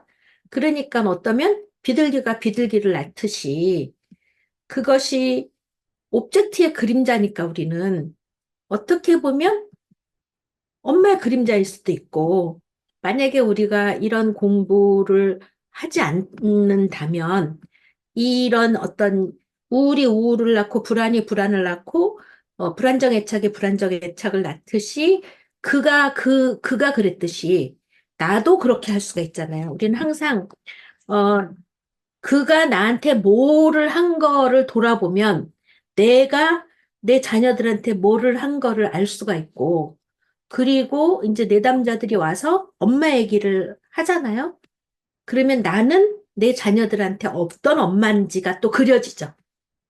그게 이제 병렬 관계잖아요. 그러니까 사실 이게 엄마에서 왔다 그래서 내가 어떤 나의 삶에서 주체성을 잃고 엄마한테 탓을 돌리면서 사는 건 또 맞지 않아요. 이미 그건 내 거니까. 이미 그게 나니까. 그렇지만 아까도 우리가 무력감에 대한 나한테 던져진 무력감에 대한 이해를 할 때, 내가 이렇게 지금 선생님이 묘사했던 삶의 곤경들을 볼 때, 과연 엄마는 어떻게 사셨을까? 나 못지않게 공경 속에서 살지 않았을까? 라는 이제 우리가 항상 지금 이제 상담 공부를 하다 보면, 우리가 나에 대한 거를 이렇게 짤로 보게 되면 되게 힘든데, 요 짤을 넘어서서 그녀의 삶, 그들의 삶, 전체적인 사회적인 맥락, 이런 것들을 보게 되면 조금 더 자기한테 수용적이 될 수 있지 않나. 그래서 이제 이게 그렇게 전체 그림을 볼 때 우리가 수용적이 될 수도 있는 선택이 있고, 하나는 아까 반추한다 그랬잖아요. 반추하면서 되새김질만 하면서 자기 무덤을 팔 수도 있고. 그러니까 우리가 상담을 하면서 어린 시절에 대한 반추를 하면서 그것이 마치 정신화인 양, 깊이 있는 이해인 양, 무의식에 대한 역동을 파헤친 양, 오해하는 경우는 되새김질만 하는 거죠. 그거는 반추하는 거고, 그런데 큰 그림을 보면서 전체적인 그림 안에서 또 자기를 받아들이는 거는, 그거는 알아차림이죠. 그리고 그거는 받아들임이잖아요. 음, 그럴 수밖에 없었구나, 그 환경에서. 그러니까 자기에 대한 수치감이라기보다는, 아, 누군들 그 환경에서 그렇지 않을 수가 있었을까? 근데 나 참 잘 견뎌냈네? 지금 내 자리가 아마 수많은 다른 사람들을 그 자리에 갖다 놨을 때 지금 내 자리에 와 있을까? 뭐 이런저런 다른 그림으로 본다면, 그게 이제 더 큰 그림을 볼 수 있는 거겠죠. 네. 이제 그 선생님이 얘기한 것 중에서 나는 부모한테 받을 만큼 받았기 때문에 나의 그 애착 외상이라는 거를 나는 잘 모르고 살았다. 그게 우리의 딜레마예요. 우리 부모들이 나한테 돈만 줬으면, 나한테 괴물 노릇만 했으면 우리는 쉽게 무엇이 잘못됐구나 라는 걸 알 텐데, 그게 나를 이 자리까지 양육해 준 것도 그분이고, 또 수많은 나한테 독이 든 양분도 준 것도 그분이고, 그래서 그것들을 같이 갖고 있는 그분이라는 통합적인 견해가 생길 때, 비로소 우리가 편안해질 텐데, 우리는 어느 한쪽만 보고 있기 때문에 자기를 통합적으로 이해를 못하게 되는 거잖아요. 그러니까는 이 양가를 담을 수 있을 때 우리가 성숙해지는 거, 통합적이 되는 거. 그러니까 여기서도 통합이라는 얘기가 뭐냐면 자기 정의, 셀프 데피니션, 자기에 대한 정의, 또 관계성에 대한 거, 이 두 가지가 계속 균형을 이뤄가면서 같이 통합적으로 살아야 되는데, 그러니까 우리가 어떻게 보면은 협력적인 대립관계, S극과 N극의 협력적인 대립관계, 내면과 외면의 협력적인 대립관계, 그러니까 뭔가 양극의 대립관계가 협력적이 돼야 되니까 괴물 엄마와 양육적인 엄마에 대한 두 가지를 동시에 우리가 이해할 수 있을 때 나에 대한 알아차림이 가능하지 않을까. 자칫 우리는 이제 한쪽에만 치우쳐 있다가 이렇게 기울어진 운동장을 바로잡을 때는 이렇게 바로잡잖아요. 요새 성인지 뭐 교육 뭐 이런 게 그런 거잖아요. 마치 남자들은 다 도둑놈이야. 옛날에는 여자들이 다 뭐 밑에 있어갖고 너무 당했는데 요새 남자들이 다 도둑놈이 돼버렸어. 그러니까 이렇게 성인지 교육 같은 것도 우리가 뭔가를 균형을 잡으려면 이렇게 잡아야 되는데 균형을 잡으려면 이게 같이 이렇게 잡아야 되는데 이렇게 돼 있는 거 바로 잡는다는 게 이렇게 하는 게 바로 잡는 줄 알아. 그래서 이게 굿과 배드에 대한 통합적인 인식? 그게 되게 중요하다라는 거죠. 그러니까 요새 성인지 뭐 이렇게 해갖고 억울한 남자들 되게 많잖아요. 뭐 했는데 상대방이 수치스럽게 느꼈으면 너는 성추행이야. 근데 상대방이 스스로 수치에 취약한 사람들 있잖아요. 왜곡된 것도 많잖아. 너가 왜 나를 그렇게 이상한 눈으로 봐? 이상한 눈으로 안 봤을 수도 있거든요. 근데 여성이 이상한 눈으로 봤다 그러면 남자는 성추행한 거예요, 요새는. 정의 자체가 상대방이 수치스럽게 여겼으면 그거는 성추행이다. 그러니 얼마나 이게 기울어진 운동장이에요? 운동장을 바로잡으려면 바로잡아야 돼. 이렇게 해갖고 이렇게 바로잡는 건 아니야. 그러니까 우리가 엄마, 특히 이제 주양육자가 엄마인 경우가 많기 때문에 엄마에 대한 것들을 이제 알아차린다고 그러면 괴물로 확 알아차린다든가 아니면 확 좋은 걸로 알아차린다든가 이게 아니라 균형을 잡아야 된다라는 거죠. 그게 되게 중요한 것 같아요. 교수님, 네, 저기 153페이지 그림이 좀 네, 잘 이해가 안 가고, 네, 또, 잠깐만요. 그, 153쪽. 예, 그리고 그 뒤에 자살 상태라는 게 영어로 글쎄, 원어가 저도 뭔지도 그게 무슨 말인지 모르겠어요. 그게 아마 제가 보기에는 어, 단추에 빠져있는 상태 얘기하는 거 아닌가 싶어요. 살아있는데 죽어있는 것처럼요. 그렇게. 그 얘기 아닌가 싶어요. 저도 잘 그건 무슨 말인지 모르겠어요. 네. 153쪽 그림은 뭐냐면, 만약에 이제 내담자 쪽만 봐요. 이제 내가 배우자던 무슨 파트너건 나랑 마주하고 있는 누군가가, 내담자가 애착이 붕괴가 돼서 불안정감을 느끼잖아요. 그럴 때 이 애착이 붕괴돼서 불안정감을 느끼는 사람이 정서가 견디기 어려워졌어요. 그래서 아까 뭐 자해를 한다든가 뭐 등등 여러 가지 뭐 자살 시도를 한다든가 등등 여러 가지를 하면 이제 긴장이 완화된단 말이에요. 이런 것들이 어떻게 보면 아까도 우리가 이제 그 애착 대상으로 하면서 긴장을 완화시키는 불편감을 완화시키는 많은 중독적인 애착 대상들이 있었잖아요. 뭐 알코올이나 뭐 등등등 있는 것처럼 이제 자해가 그런 역할을 했단 말이에요. 그러면 그 상대방은 이 긴장 완화가 되면서 자해하면서 긴장 완화가 되는 걸 보면 엄청 염려가 되죠. 그죠? 엄청 염려가 되고 자해하는 대상을 마주하고 있는 사람은 굉장히 견디기 어려운 정서 상태가 되고 애착이 붕괴돼요. 불안정해져요. 그럼 이 사람도 너무 불안정하니까 자기도 막 자해를 해, 스스로를. 그게 뭐 신체적이든 뭐 어쩌던 자해를 해요. 그러면서 지긋지긋한 상태가 되니까 이 불안정함을 견디기 위해서 자해를 했으면 편안해져야 되는데 내가 지탱해줄 다른 사람까지도 불안정하게 만들어. 그럼 아까 선생님이 그렇게 무기력한 사람을 견뎌줬을 때 내가 무기력감으로 견뎌줬을 때 그 사람이 견뎌줬는데 지금은 파트너가 못 견뎌준 거야.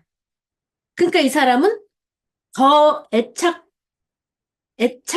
대상 관계하고는 더 멀어지는 거죠. 이제 그런 얘기를 지금 이 표로 그려놓은 거예요. 그러니까 많은 경우에 우리가 자기 충족적 예언이라고 이제 그렇게 얘기를 했잖아요. 자기 충족적 예언.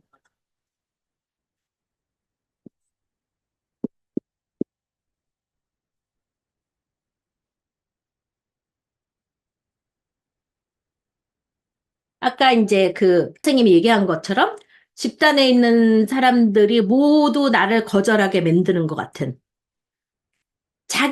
자기가 갖고 있는 시나리오를 충족시키는 거잖아요. 응.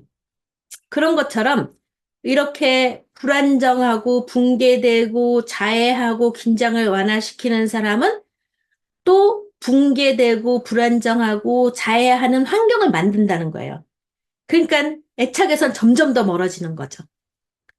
예. 그 표예요, 그게. 네.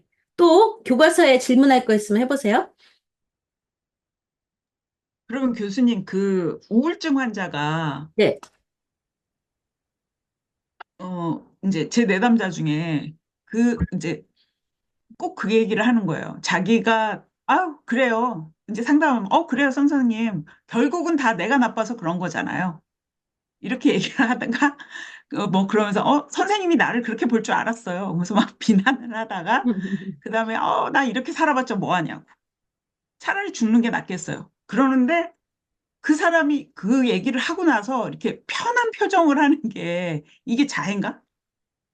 자기가 그러한 생각을 하면서 자기를 괴롭히는 건가요? 근데 제가 이 표가 생각이 나서 이해는 못 했는데 내가 그 얘기를 들을 때 내가 경험하는 거는 이렇다.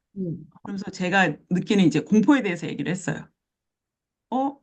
그냥 진짜 내가 봐주지 않, 제 발소리까지 뭐 궁금하다, 막 이런 사람.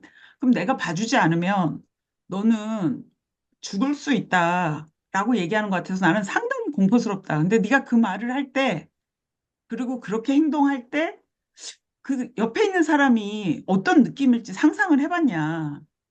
라고 얘기하는데 얘가 처음으로 자기가 우리 엄마한테 이렇게 공포를 줬나? 그 생각을 한 거예요. 그러면서 그, 그래, 결국은 내가 나빠요. 이걸 할 때 제가 해리를 써봐서 그런지 몰라도 애들이 눈을 풀어요. 눈을 풀고 바닥을 쳐다보면서 아주 처연하게 막 얘기를 하는 거예요. 근데 자기가 혼자 있을 때도 이렇게 얘기를 한다는 거예요. 제가 자기한테 관심을 가져주지 않으면. 근데 그 얘기를 하는데 저는 막 그 공포심이 막 생기는 거예요. 자기 뭐 죽어버린다는 식으로 얘기를 하니까. 그래서 얘기를 하지 않을까 하다가 나는 이런 경험을 한다라고 하니까 조금은 브레이크스루가 있긴 있었거든요. 근데 네. 그런 생각 있잖아요. 자기를 해치는 생각들을 하면서 그런 편안함을 느끼는 건가? 이걸 보면서 이제 그런 생각이 조금 들었어요. 이제 그럴 수도 있고요. 이제 그럴 수도 있고, 예를 들면, 지금 선생님이 그 내담자가 그런 얘기를 할 때 선생님이 굉장히 불편했잖아요. 그러니까 말하자면 자기 불편을 선생님한테 뱉어낸 거죠. 근데 선생님한테 뱉어냈는데, 자기 불편을 선생님한테 뱉어냈는데, 선생님이 그 불편함을 공유를 했어요. 너가 그런 거를 뱉어냈을 때 나는 어땠을 것 같아? 그럼 얘가 정신화가 되는 거잖아요. 아, 그럴 때 불편하게 느낄 수도 있겠구나. 얘는 그냥 뱉은 거야. 뱉었는데 선생님이 그 역전이를 개방을 하고 우리 둘 사이에서 이런 일이 있었을 때 상대방이 어떻게 느꼈을 것 같아? 하면서 얘가 자기 뱉은 거를 갖고 갈 수가 있잖아요. 그러니까 자기는 뱉어서 이제 내 거 아니야. 이제 응. 결국 내가 잘못했나 뭐 이러면서 빈정대듯이 결국 내 잘못이지 뭐 하면서 팍 자기의 이 소화 안 되는 것들을 감당 안 되는 소화 안 되는 것들을 상대방한테 던져버리고 자기는 편안해졌어.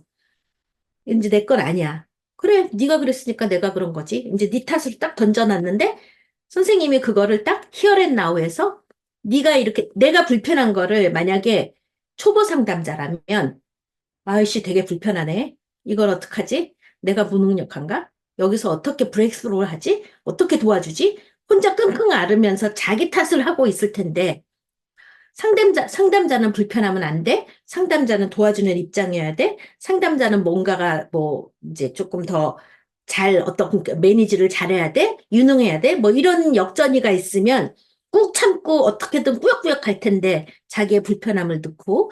근데 선생님은 경험이 많으시니까 이것들을 다시 걔한테 돌려줄 수 있는 역전이를 개방하신 거잖아요. 그러니까 우리가 보통 우리가 개방한다라는 거는 상담자가 뭐 우리 엄마가 이렇게 나를 두고 가서 내가 너무 불안했어요. 그랬더니 "헉, 너도 그랬니? 우리 엄마도 그랬어." 이러면서 내 스토리를 개방하는 게 아니라 상대 내담자가 나한테 던져줘서 관계 속에서 어떤 프로세스가 되는 거를 개방하는 거예요.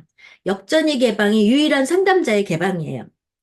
우리는 상담자가 개방한다 를 때는 마치 너도 그랬어, 나도 그랬어. 그러면서 막 경험을 나눠주면서 막 너도 슬퍼니? 나는 이럴 때 너무 슬펐을 것 같아. 막 내 얘기를 하는 자리가 아니에요, 상담은.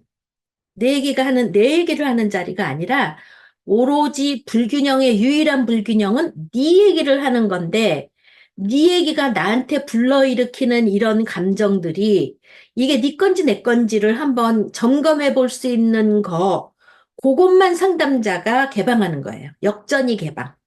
역전이 개방이라는 거는 here and now의 관계에 대한 공유거든요. 근데 보통 상담자들이 뭐 불안해, 무력감 느껴, 막 이럴 때, 나 너무 무력해지는 것 같은데 이게 왠지 모르겠는데, 뭐 이러면서 오픈할 수 있다라는 거는 그거 자체가 치료적인 변화가 돼요. 왜냐하면, 자기의 불편한 감정을 오픈하네? 우리가 늘 강인함만 보여준다면, 그거는 어떻게 보면은 안 맞죠. 그런데 나의 연약함을 드러낸다? 그러면 그거 자체가 굉장한 치료적인 내면화가 되는 거죠. 그러니까 우리가 상담자가 내담자한테 속마음을 드러내 라는 무언의 압력을 넣잖아요. 어, 여기서는 다른 데서 못한 얘기 하는 데야. 어, 무슨 얘기든지 마음껏 해. 이런데 상담자 자신은 관계에서 일어나는 거에 대해서 굉장히 쫄아 있고 자기는 개방을 안 하고 그러면 굉장히 상호적인 거는 아니잖아요. 그러니까 이게 뭔가 느껴진다 해서 바로 뱉어내는 게 개방은 아니고 요렇게 네가 나한테 던진 거에 대해서 너가 어떻게 생각하는지를 돌아볼 수 있게 개방하는 거는 치료적인 개방인 거죠. 음.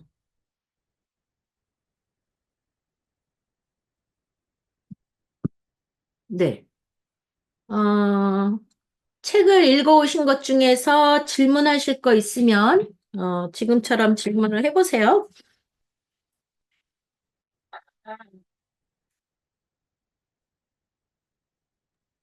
그리고 어려웠던 것 중에 하나가 자살을 공감한.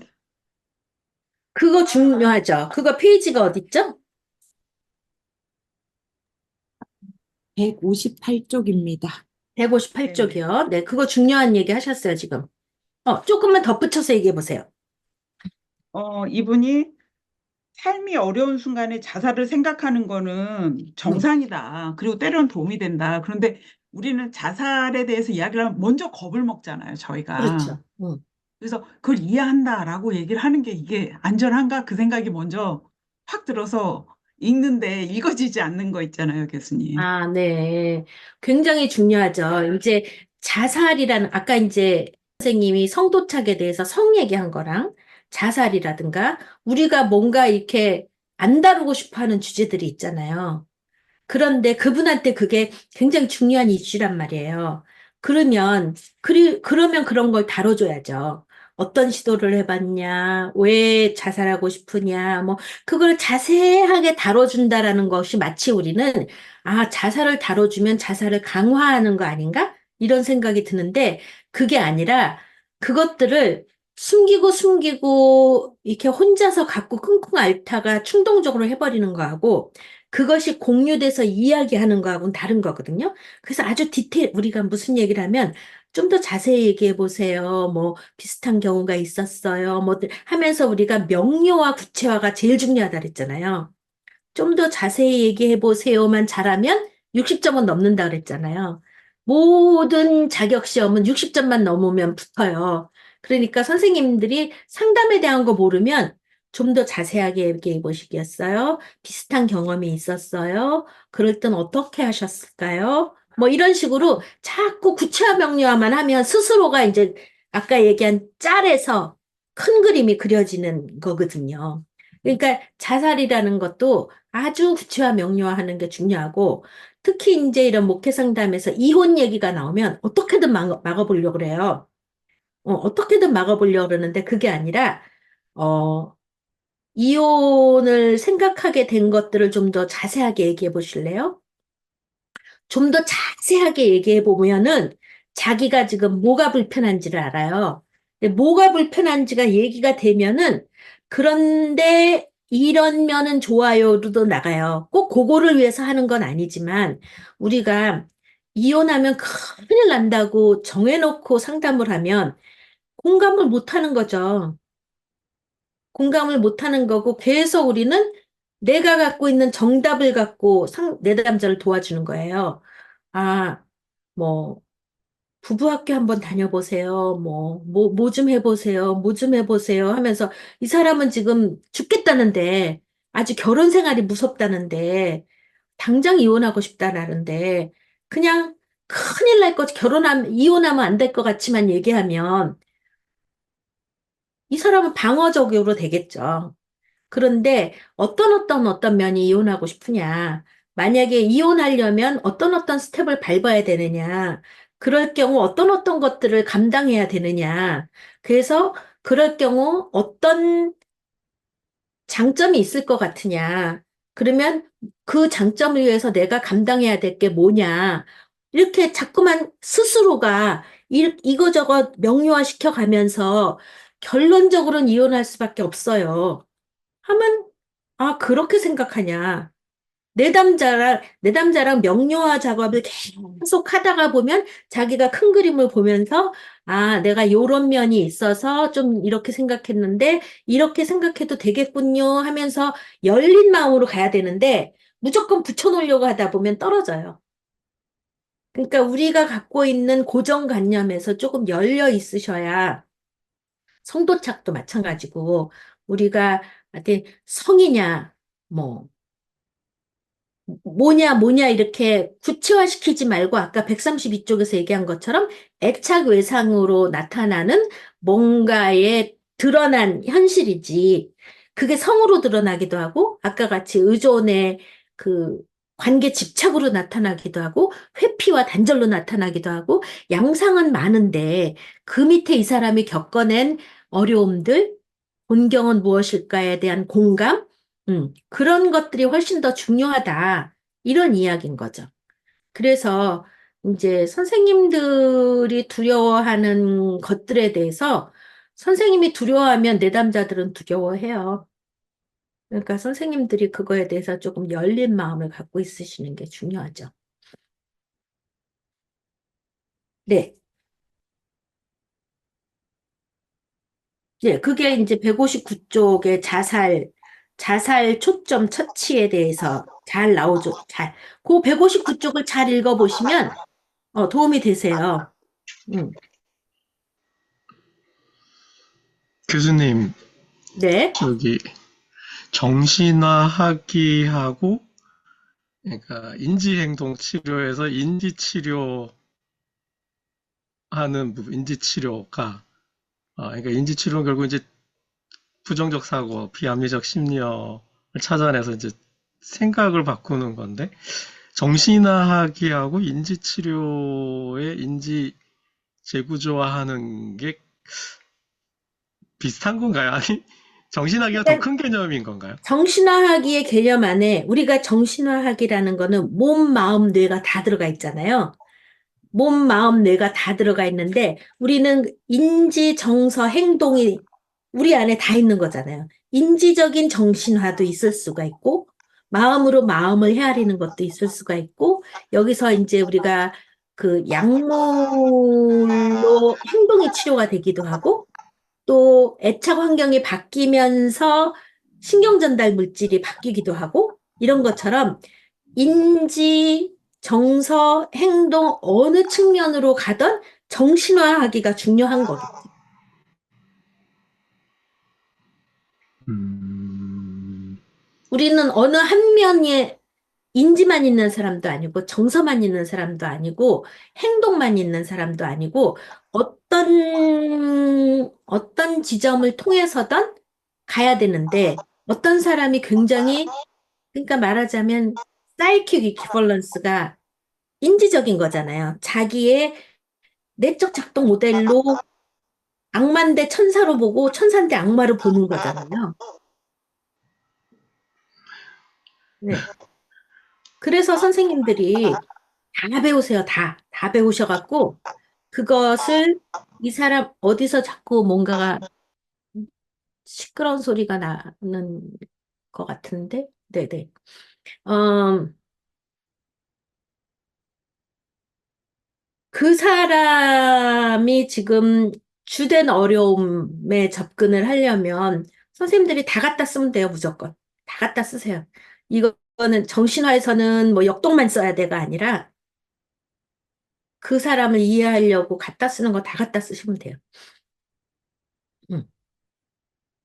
그래서 아까 우리가 이제 이렇게 증상 기반으로 성이면 성, 뭐 불안이면 불안, 우울이면 우울, 성격장애면 성격장애, 뭐 이렇게 뭐 너무 구별해서 증상 위주로 접근하지 말고 사람을 접근하자는 게 플랜 올드 세라피라 그랬잖아요. 공통요인 상담.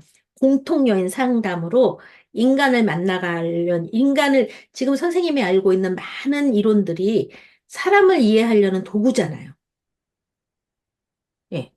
이 사람을 이해하려는 도구를 선생님들이 자유자재로 쓰시면 되겠죠. 교수님, 그러니까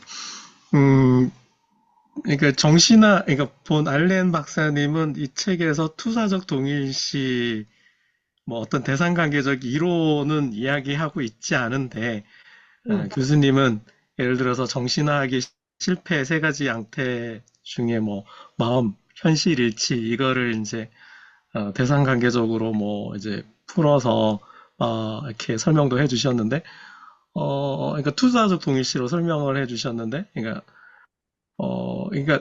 공통 요인 상담에는 이 저자 알렌이 투사적 동일시는 이야기는 하진 않았지만은, 가끔 해요. 해요? 네, 가끔 해요. 하는가요? 네. 아, 네, 말씀하세요. 아, 네, 말씀하세요. 그러니까 그냥 치료를 위해서는 공통 요인 상담이라는 그 테두리 범주 안에서 다 갖다 쓸 수 있다라는 거죠. 네, 다 그러면. 갖다 쓰세요. 다 갖다 쓰는데 말하자면, 지난번에 선생님이 공감이라는 거하고 정신화하고 어떤 차이가 있느냐라는 질문도 하셨었잖아요. 근데 이제 각자가 자기의 인간 이해를 개념화하는 용어들은 많이 다르지만 우리는 그 안에서 어떤 공통적인 거를 보면 되잖아요. 공통적인 거를 보면 되는데, 예를 들면 내적 작동 모델이 있단 말이에요. 내가 어떤 내적 작동 모델이 있냐면, 저 사람은 되게 나한테 적대적이야 라는 내적 작동 모델로 세상을 적대적으로 어떤 관계를 하던 적대적인 관계를 내가 한단 말이에요. 그 얘기는 뭐예요? 결국은 투사적 동일시잖아요. 내가 갖고 있는 내 안에 세상은 적대적이다라는 걸로 세상을 투사하고 그렇게 동일시하고 내가 생활하는 거잖아. 이게 사이킥 이퀴밸런스죠. 심리 현실 동등시.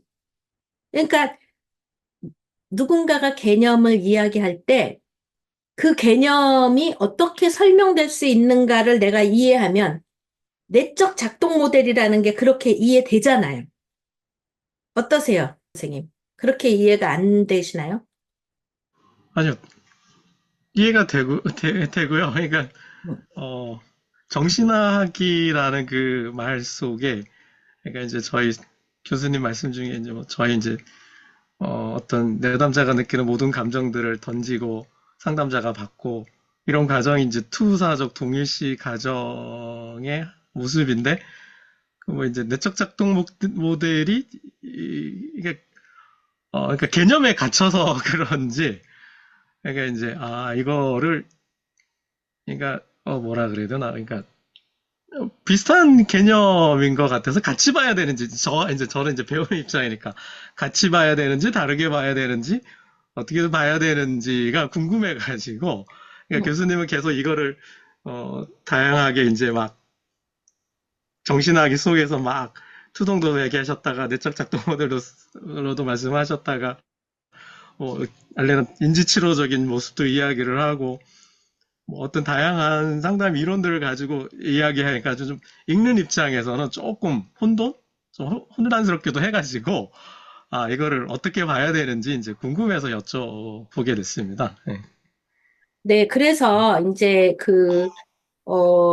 내적 작동 모델이라는 거와 투사적 동일시를 같이 설명을 한다라는 게 도움이 되기보다 더 혼돈스럽다는 얘기인 거죠, 선생님. 그러니까 너무 개념에 집중하지 마시고 그것이 의미하는 바를 이해하려고 하시면 돼요. 내적 작동 모델이라는 거는 요런 거다라는 개념에 들어가지 마시고 그것들이 의미하는 바. 그래서 교수님, 이제 예를 저도 들면 사람들마다 이론가들마다 조금씩 이야기하는 게 다르잖아요. 어떤 이론가는 투사가 더 원시적이다. 어떤 이론가는 투사적 동일시가 더 원시적이다. 뭐 이런 식으로 어떤 이론가에 따라서 우리가 막 그거를 분리하면서 이해할 필요는 없어요. 우리는 내가 마주하고 있는 내담자 아니면 내 중요한 타인들 아니면 나를 이해하는데 도움이 되게 이해하시면 돼. 왜냐하면 우리는 그런 것들을 세분하게 구별하는 어떤 어떤 이론적인 학파에 소속된 사람이 아니야. 나는 코웃이 아니야. 나는 클라인이 아니야. 나는 프로이디 아니야. 뭐 이런 식으로 각자 자기 이해만 갖고 자기만의 개념을 고수할 필요가 없어요, 우리는. 플레인 올드 테라피. 통합적인 인간 이해에서 개념들을 우리가 조금 이렇게 통합적으로 이해하는 게 우리한테는 필요해요. 선생님이 교수님, 세밀한 학파에 소속돼서 그거를 옹호하는 학자가 아니잖아. 그러니까 막 디테일해서 이 사람은 이렇게 얘기했는데 이 사람은 이렇게 얘기했고 막 이런 거를 따질 필요가 없는 거예요. 네, 교수님, 제가 네. 너무 저도 헷갈려가지고, 아, 이 알렌 박사님 유튜브를 다 뒤져갖고 들어봤어요. 아, 저보다. 그랬는데 제가 이해하기로는 이분이 공감은 약간 상대를 위한 거고, 그리고 마인드풀니스가 뭐가 다르냐 그랬더니 마인드풀니스는 자기를 알아차리는 거라면 정신화는 나도 알아차려야 되고 쟤도 알아차려야 되니까 이게 굉장히 오랜 시간이 걸리고 우리가 쉽게 포기를 했는데 포기를 했을 때 내가 정신화를 놓쳤구나 생각하고 다시 시작해야 되고 그러면서 이야기를 하셔서 아마 정신화하기는 교수님이 얘기한 것처럼 모든 거가 다 아우러져서 나도 있고 너도 있고 그렇게 얘기하시더라고요. 네, 이렇게 여기 누가 어딘가에 그림이 있죠. 챕터 1인가 어딘가에 공감과 정신화에 이렇게 교집합처럼 해놓은 게 있죠. 이게 마인드풀리스는 이 사람이 구별을 해놓은 게, 이제 어디 누구 페이지 잘 찾는 사람 한번 찾아보세요. 아, 뭔가 61쪽입니다. 61쪽 62쪽? 같은데? 61, 61. 61쪽? 네, 61쪽. 어떻게 페이지를 잘 찾아요? 네, 여기 보면은, 마인드풀리스는 조금 상황이나 맥락에 대한 거, 여기서는 이렇게 구별을 해놨어요. 그리고 정신화하기는 보다 더 포괄적이고, 그래서 그 중간에 있는 게서 이제 마인드풀리스 오브 마인드를 얘기했고, 정신화하기는 조금 더 요거하고 좀 다르다라는 개념을 설명해 놨는데, 이거는 또 이분의 얘기예요. 이거는 이분의 얘기예요. 왜냐하면, 마인드풀리스, 마음속에서 빠져나와 현실로 들어가라. 이게 이제 마인드풀리스에 대한 헤이인가 뭐 그분의 책인데, 거기에 보면 이렇게 상황과 맥락만 하는 게 아니라 또 전체적인 이야기가 돼요. 그러니까 각자가 자기 이론적인 배경에 따라서 강조하는 게 조금씩 달라요. 그러니까 이분은 이렇게 설명을 해요. 여기 61쪽에서처럼. 네. 시간이 거의 다 가니까 오늘 말씀 안 하신 분들, 선생님, 이거 페이퍼 읽기보다는 요번 챕터에서 느낀 점을 좀 말로 해보실까요? 언제 들어오셨어요? 들어오신지 몰랐네. 아, 네, 너무 늦게 끝나가지고요. 아, 방금, 그러셨구나. 네.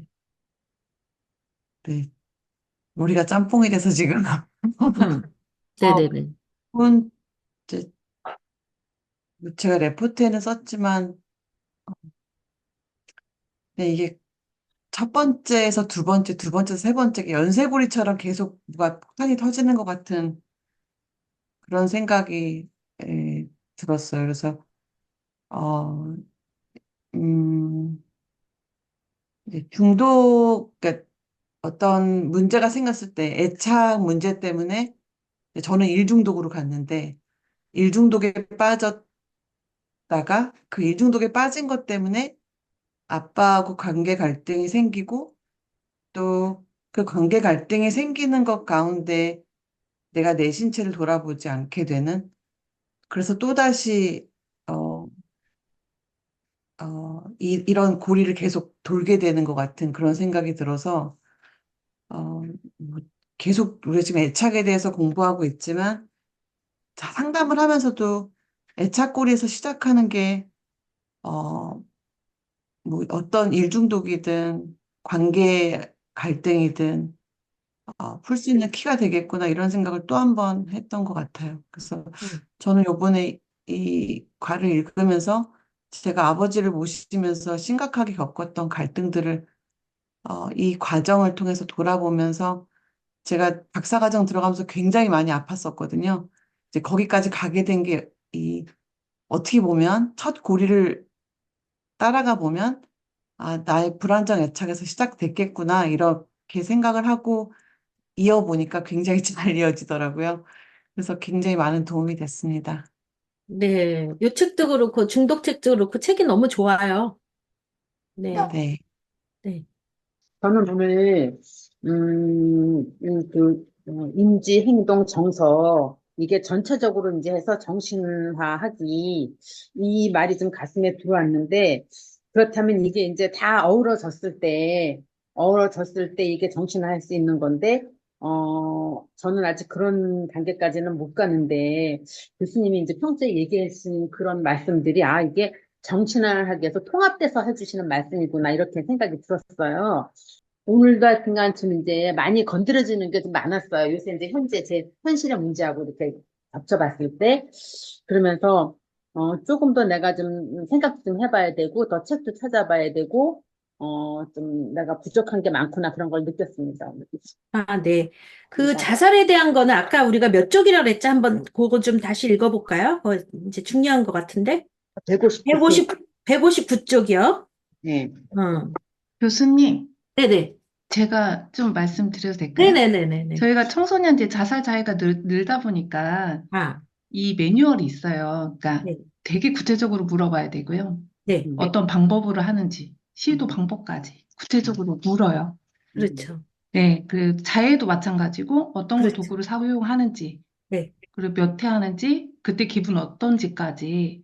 네. 그래서 저는 아까 교수님 말씀하신 게 좀 이해가 됐거든요. 굉장히 구체적으로 묻고, 그거를 이제, 예, 근데 대부분 어려워하시죠. 그렇죠.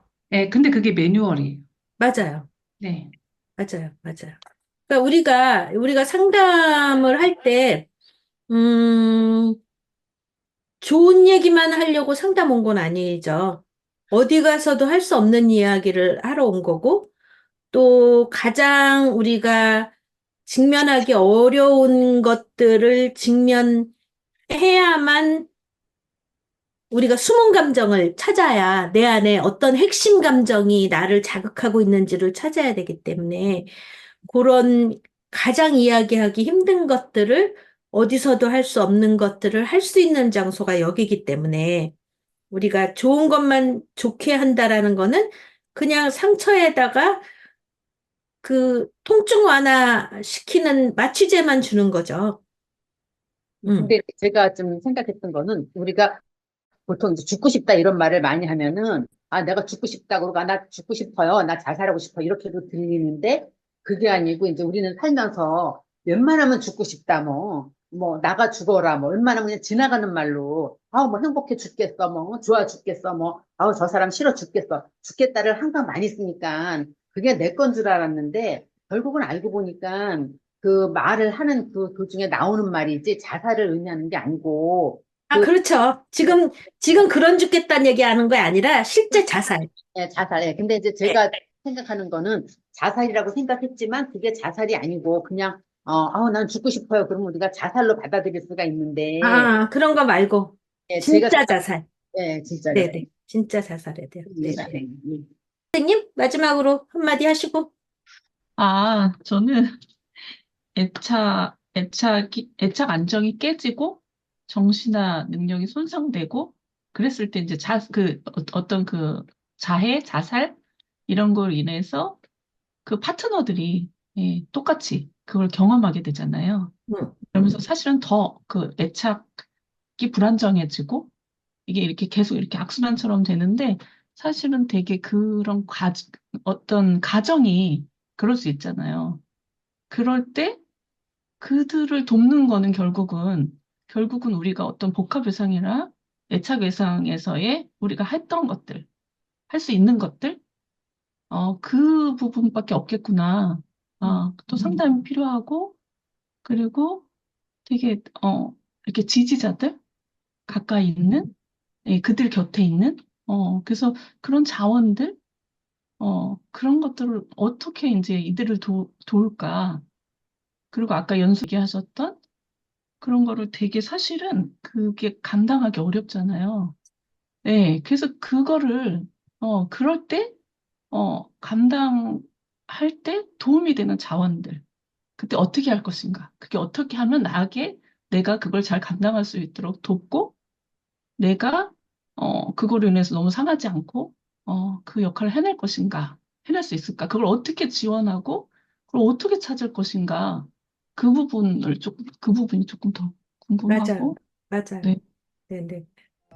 네. 그래서 이제 그거 균형이 잘 맞아야 되죠. 셀프 케어하고 내가 케어기버로서 셀프 케어에 대한 것들을 소홀히 하면 안 되는데 자칫 이제 내가 붕괴돼 버리는 경우가 많으니까 그거의 균형도 잘 잡아야 되고 다음번에 조금 더 이제 경험을 좀 나눠주세요, 선생님. 그럼 어떻게 견뎌내시는지. 네, 오늘 여기까지 할게요. 근데 여하튼 나눔 노트를 못 쓰시고 책을 못 읽어도 들어오시는 게 맞는 거고 그런데 나눔 노트도 쓰고 책을 잘 읽으시는 게 훨씬 도움이 되시는 것도 맞아요. 그거 잘 균형을 찾아가셔야 될 것 같아요. 네, 수고 많이 하셨습니다. 다음 주에 뵙겠습니다. 네.